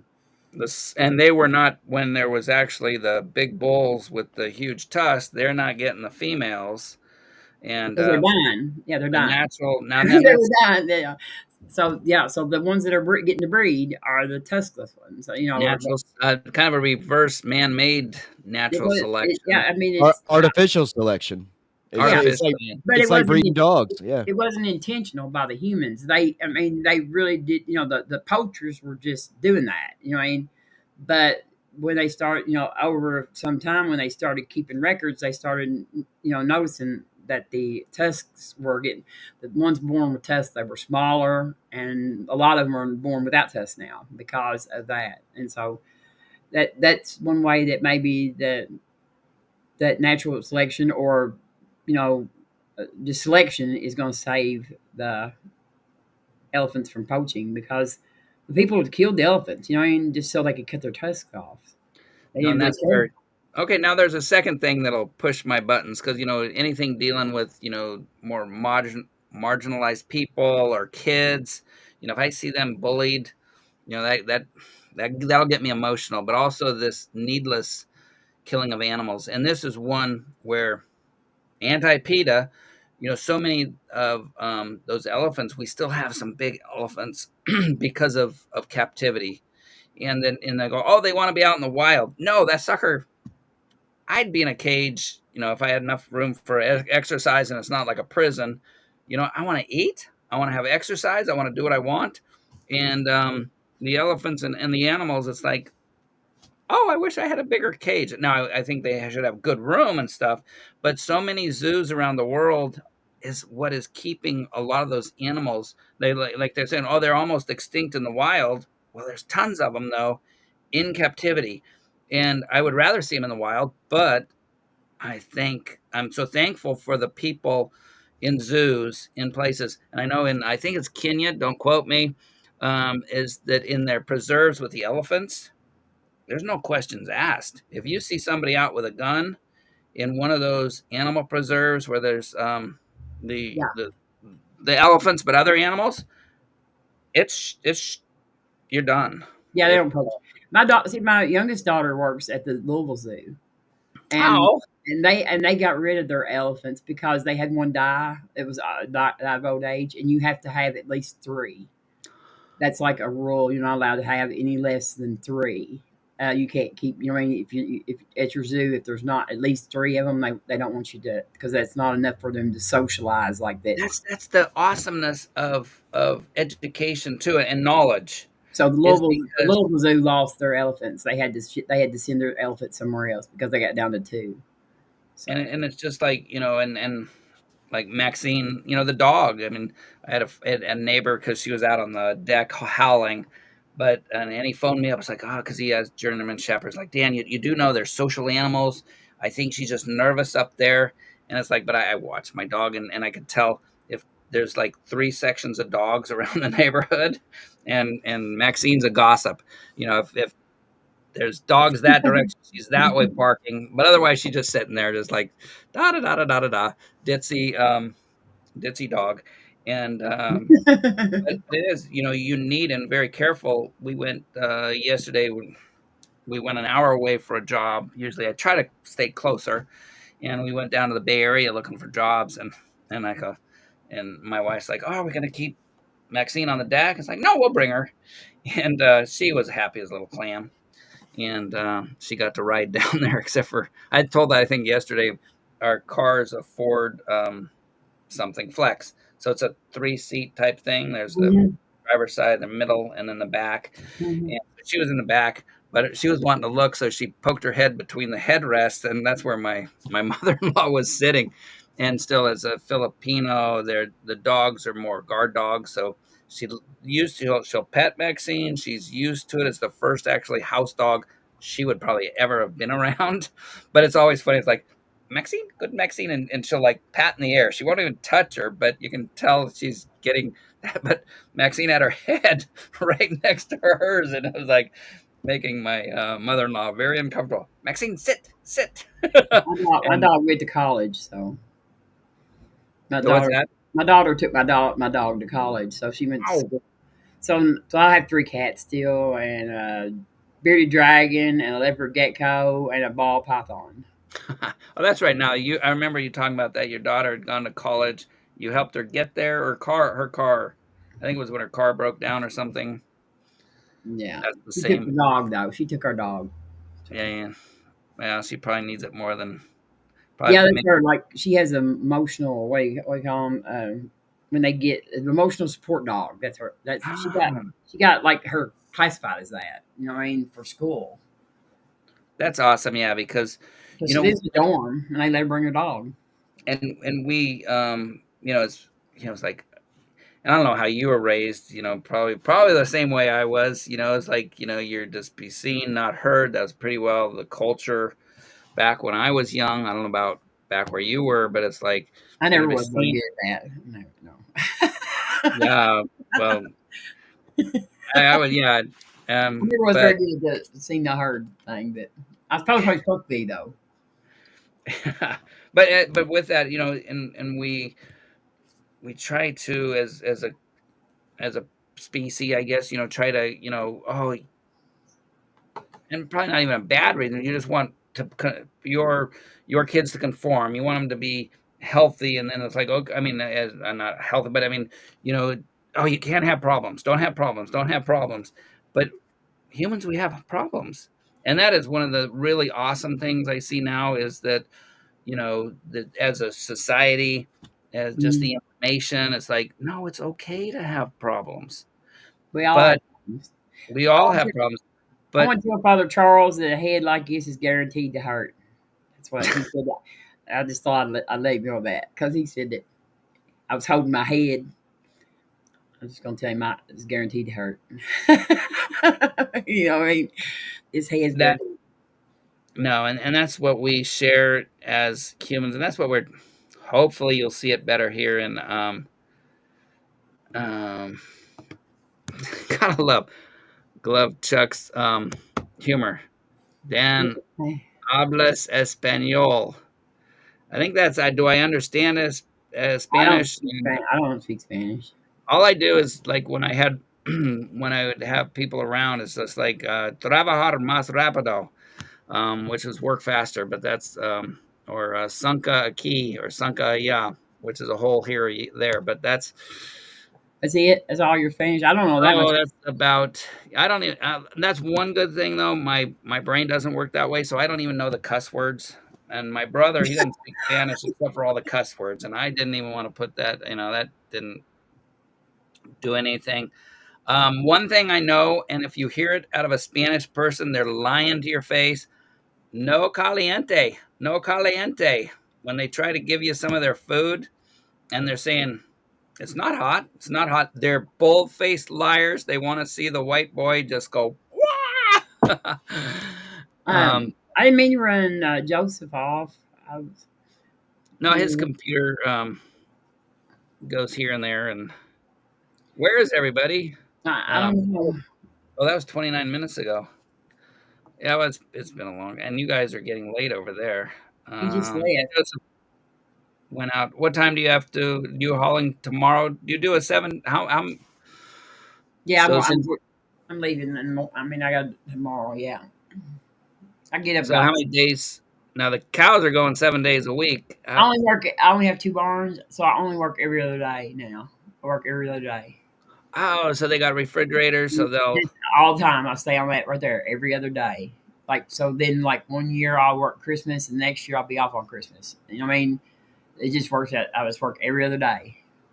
Okay. And so how long can they have the milk in their fridge before they got to get it out of there? So you're saying that they're full. They're both my farmers are full after in 48 hours. Okay.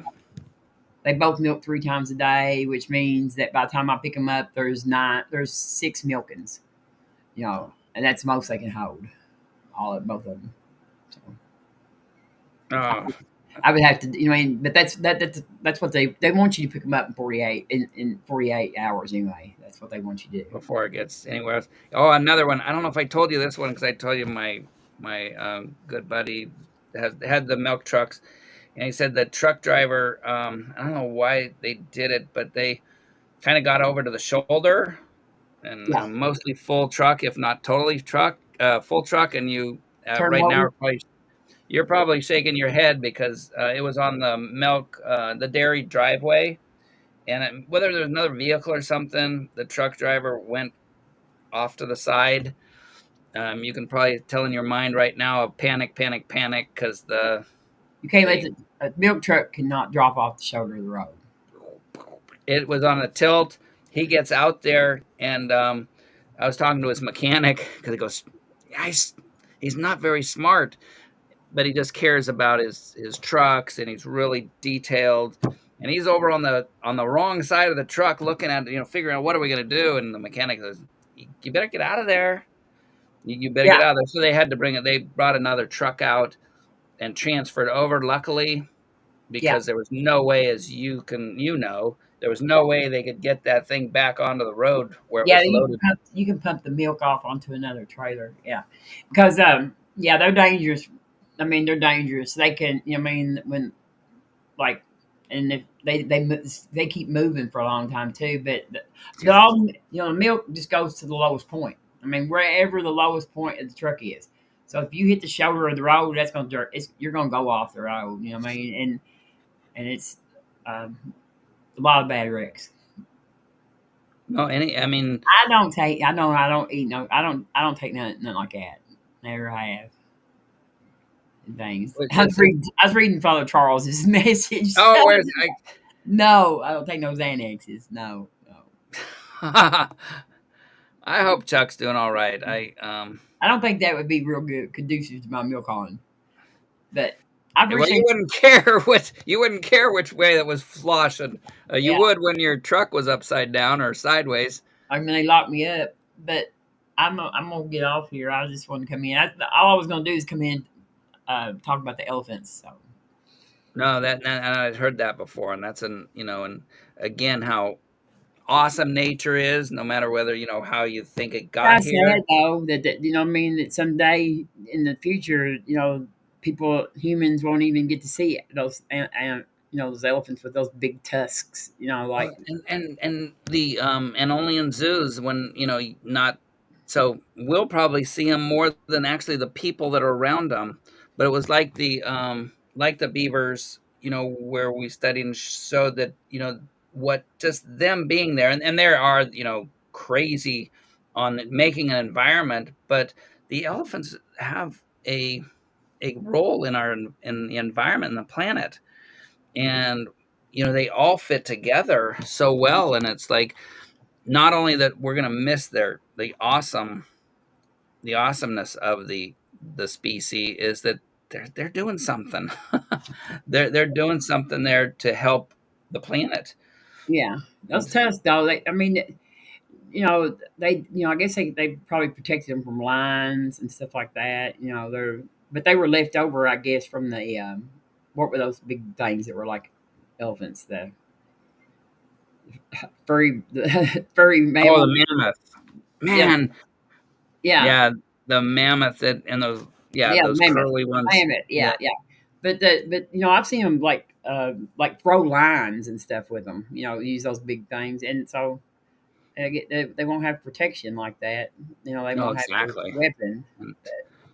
And like I said, the rangers are packing heavy rifles to shoot on sight any of poachers they see. And it's so sad that it comes to that, that somebody's out there poaching, and it's like, what are you doing? I It's couldn't like, shoot an elephant there. I used to yeah, hunt, but I could not shoot an elephant. I don't think. I couldn't shoot the gun. First of all, to take the elephant down. no. They're really big, but I was fortunate because hunting family. I was the dog when I was little, so I'd go through the brush to scare and then have there'd be the older guys around, and where I would be and the dogs. And once I got old enough, though, I remember getting my license. Was in my cousin's property, like 300 acres out in the redwoods, but it was also sheep country, so it was cleared, and it was an apple orchard. So I was in this really cool. It was ground was down about 4 feet, like a landslide. I always thought it was maybe a fault, but I think it was just a landslide, but a huge one. But anyway, I'm down there and I see this buck come off, and I'm looking at it, it's like, well, I can probably see a fork there. Private property. My mom always said that the smaller the deer, the more tender it was. yeah. And they're like rabbits out there. And I had it and I ready, and it's like all I had to do trigger. It's like, you know what?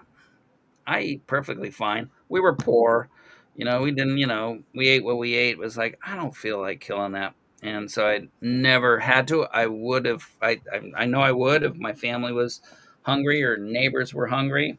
I have a bunch of squirrels. I have a 10-point buck that's stuffed, that's head mounted or whatever. But Wow. But I don't hunt no more. I don't really care about shooting them anymore. But yeah, in Kentucky, like they have to have a 4-inch button or whatever, that button on there, or they're considered a doe. And then you have to. But you can hunt does certain days a week, days too. Okay, yeah, no does out here, but and the buck has to have the forks going. He has to be over. Oh, is that kitty on the bed over there, the couch, or? Yes, I have 3 cats, so yeah, that's Yeah, one of them. Yeah, that's just one of them. That's my little orange one, and I have a white one and a gray one somewhere. The orange one and the gray one are sisters. My daughter got them from the dairy farmer I was at there. The mama left them, and she brought them home. They were like a day old, and she bottle fed them.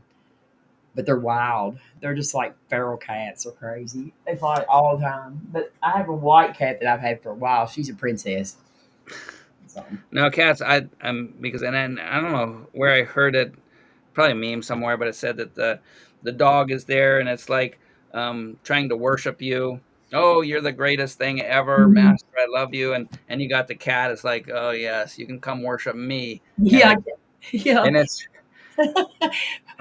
we are like gods to dogs, and cats are dogs. They are the gods themselves. Yeah, they think they're the god. Yeah, and it's so true because yeah, I love cats. I've always liked cats. That one's the littlest one. But I think these other one ain't here. My white one's a princess. She is. But thanks for Dan for letting me come on. Yeah, no, this has been fun because this would just kind of like hang out and chill. I didn't mean to take over your show. No, it was good because I was done. And as you know, I'd rather just talk and chat. I'm gonna have to say something so offensive. What can I say so offensive that Chuck would actually come on? Because he doesn't do it with my nice sweet face. Chuck, come on and talk. Oh no! Don't say anything offensive to make you come on. No, I'm teasing, but that'll get missing Maud on sometimes if I'm really, and I gotta really plan it because she's such a troll. I gotta be a sneaky troll to push her button to get her to come on and do it. But this has been awesome, and I'm going to look at comments really quick, which puts me over this way, I think. And what is that? I don't see very many, but I may not see them all. But Okay, it's just I think Father Charles may be our only person be watching. Chuck, come on and I can't see the link again. Maybe I didn't put it. Chuck, come on, let's talk. Let's have some fun talking about burning cats. Oh no! Shh! Don't bring that up. I know that was, and again, Fire that's cats. That's what it was. Fire cats. that's why Chuck and I are kind of like I think the same that way, because it's you know, if you don't joke about something that horrendous, we're either going to kill somebody or start to cry. It's just, how do you deal with that kind of that? That's, and again, the thing that if I was, what somebody said, if I was the king or whatever, it's like, if I see that, that's death penalty on the spot. I don't care how old you are. You torch some cat, you're There's dead. something wrong. I mean, I don't believe, I'm not a proponent of the death penalty, but there's definitely something wrong with those people. Yeah, and that's where I'm thinking that I don't want to be in They charge. probably don't need to be out in society nowhere around. Yeah, well, they said it starts that way. I mean, that's why I say there's something wrong with their thinking, their empathy and stuff like that. I mean, I would tend to agree, and usually, unfortunately, and this is just sociopath. I think sociopathic is the one where you don't feel empathy for other people. Correct, and I, whether it's genetic or cultural. As a little kid, I know as a foster parent, they used to tell us that that if a child is in 3 or 4 different homes, they will lose the ability to attach to other humans, and with that comes a walling of your feelings and emotions. Because if you can't trust, actually, real quick, and I'll let you go. Is pastor today is from a Bible college, and he preached at a church today. But he adopted 4 kids from I think it was India. I think they're all, it doesn't matter, but at least the one was from India. They went to the orphanage. The girl, he said she's only like 7 or 8. Orphan. She's walking down the street. He said she's got this swagger. She goes, what do you want to eat? McDonald's. They go into the McDonald's and they don't, communicate that well. But the girl's up at the counter, this little girl, and you can tell it's a deep debate with the person at the cash register, and they're kind of figuring it out. And she wanted chicken, but it didn't come with the kid toys. So she was negotiating at 7 years old. She wanted a Happy Meal with chicken. She wanted the Happy Meal toy, but she wanted the chicken thing. And he said when she was done, she got her chicken and 2 Happy Meal toys. Yeah. But he just said how, that she was able to, figure out, as that small age, she had to really figure out. But the sad part of it, they got to America. Okay, we're going to church. It'll be a couple of hours. And I was like, what's taking so long? What's taking so long? And he said she came out and she was like stuffed with stuff. She had an extra pair of clothes. She had a stuffed animal. She had her pockets full of all stuff because she, kind of the trust issue. Yeah, you're taking me somewhere for 2 hours.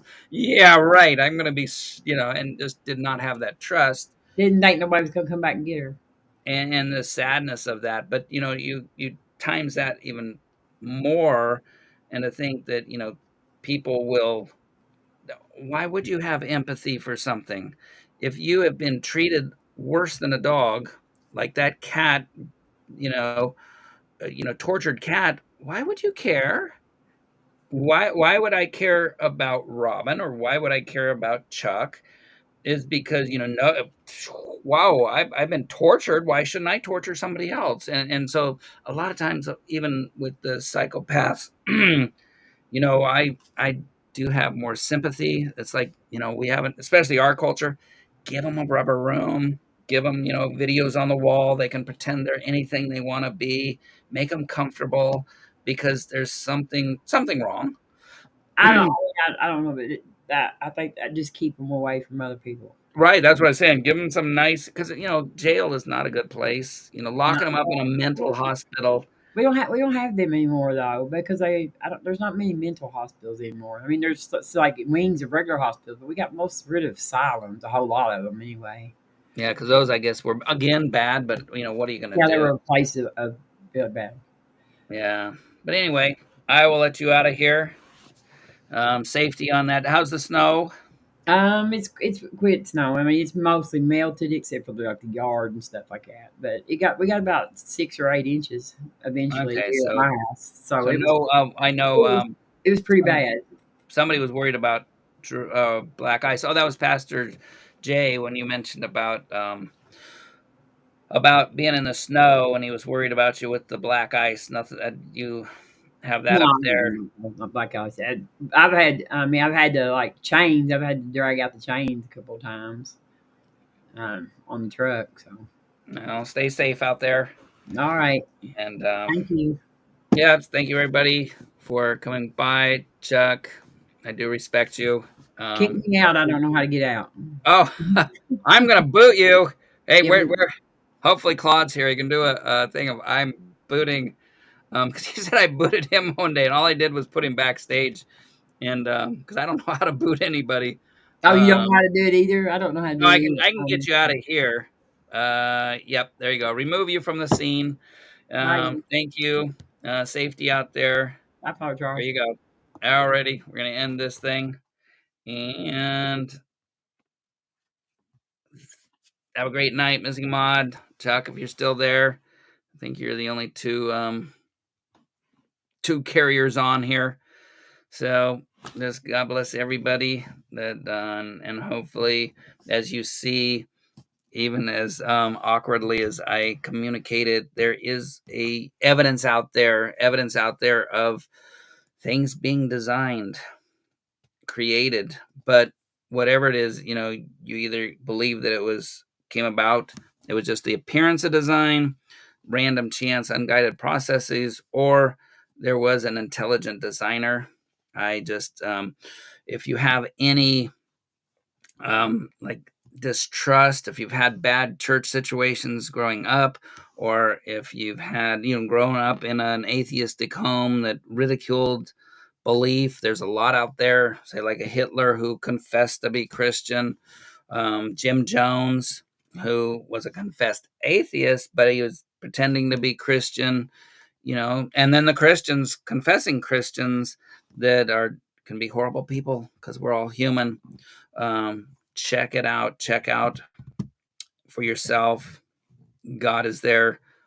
I'm a witness of that. The evidence, my biggest evidence, was when I confessed to God my need for him, my acknowledgement that I was a sinner, and then his dwelling within, coming, developing.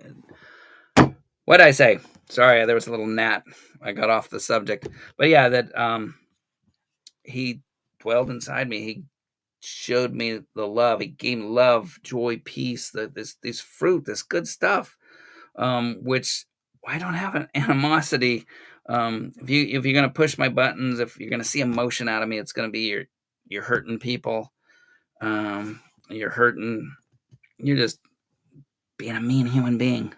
But otherwise, we're all just trying to get through this life the best we can through the good and bad circumstances we have had. But I can tell you, as somebody who was bullied, that when God started to dwell inside me, the stuff, the darkness, the resentments I had, the anxieties I had, slowly and some quickly went away. And now I can sit here and just have an eternal hope and have fun. I have fun through this life. If I die and I wake up and there's nothing, which means I don't actually wake up, I'm not going to know it.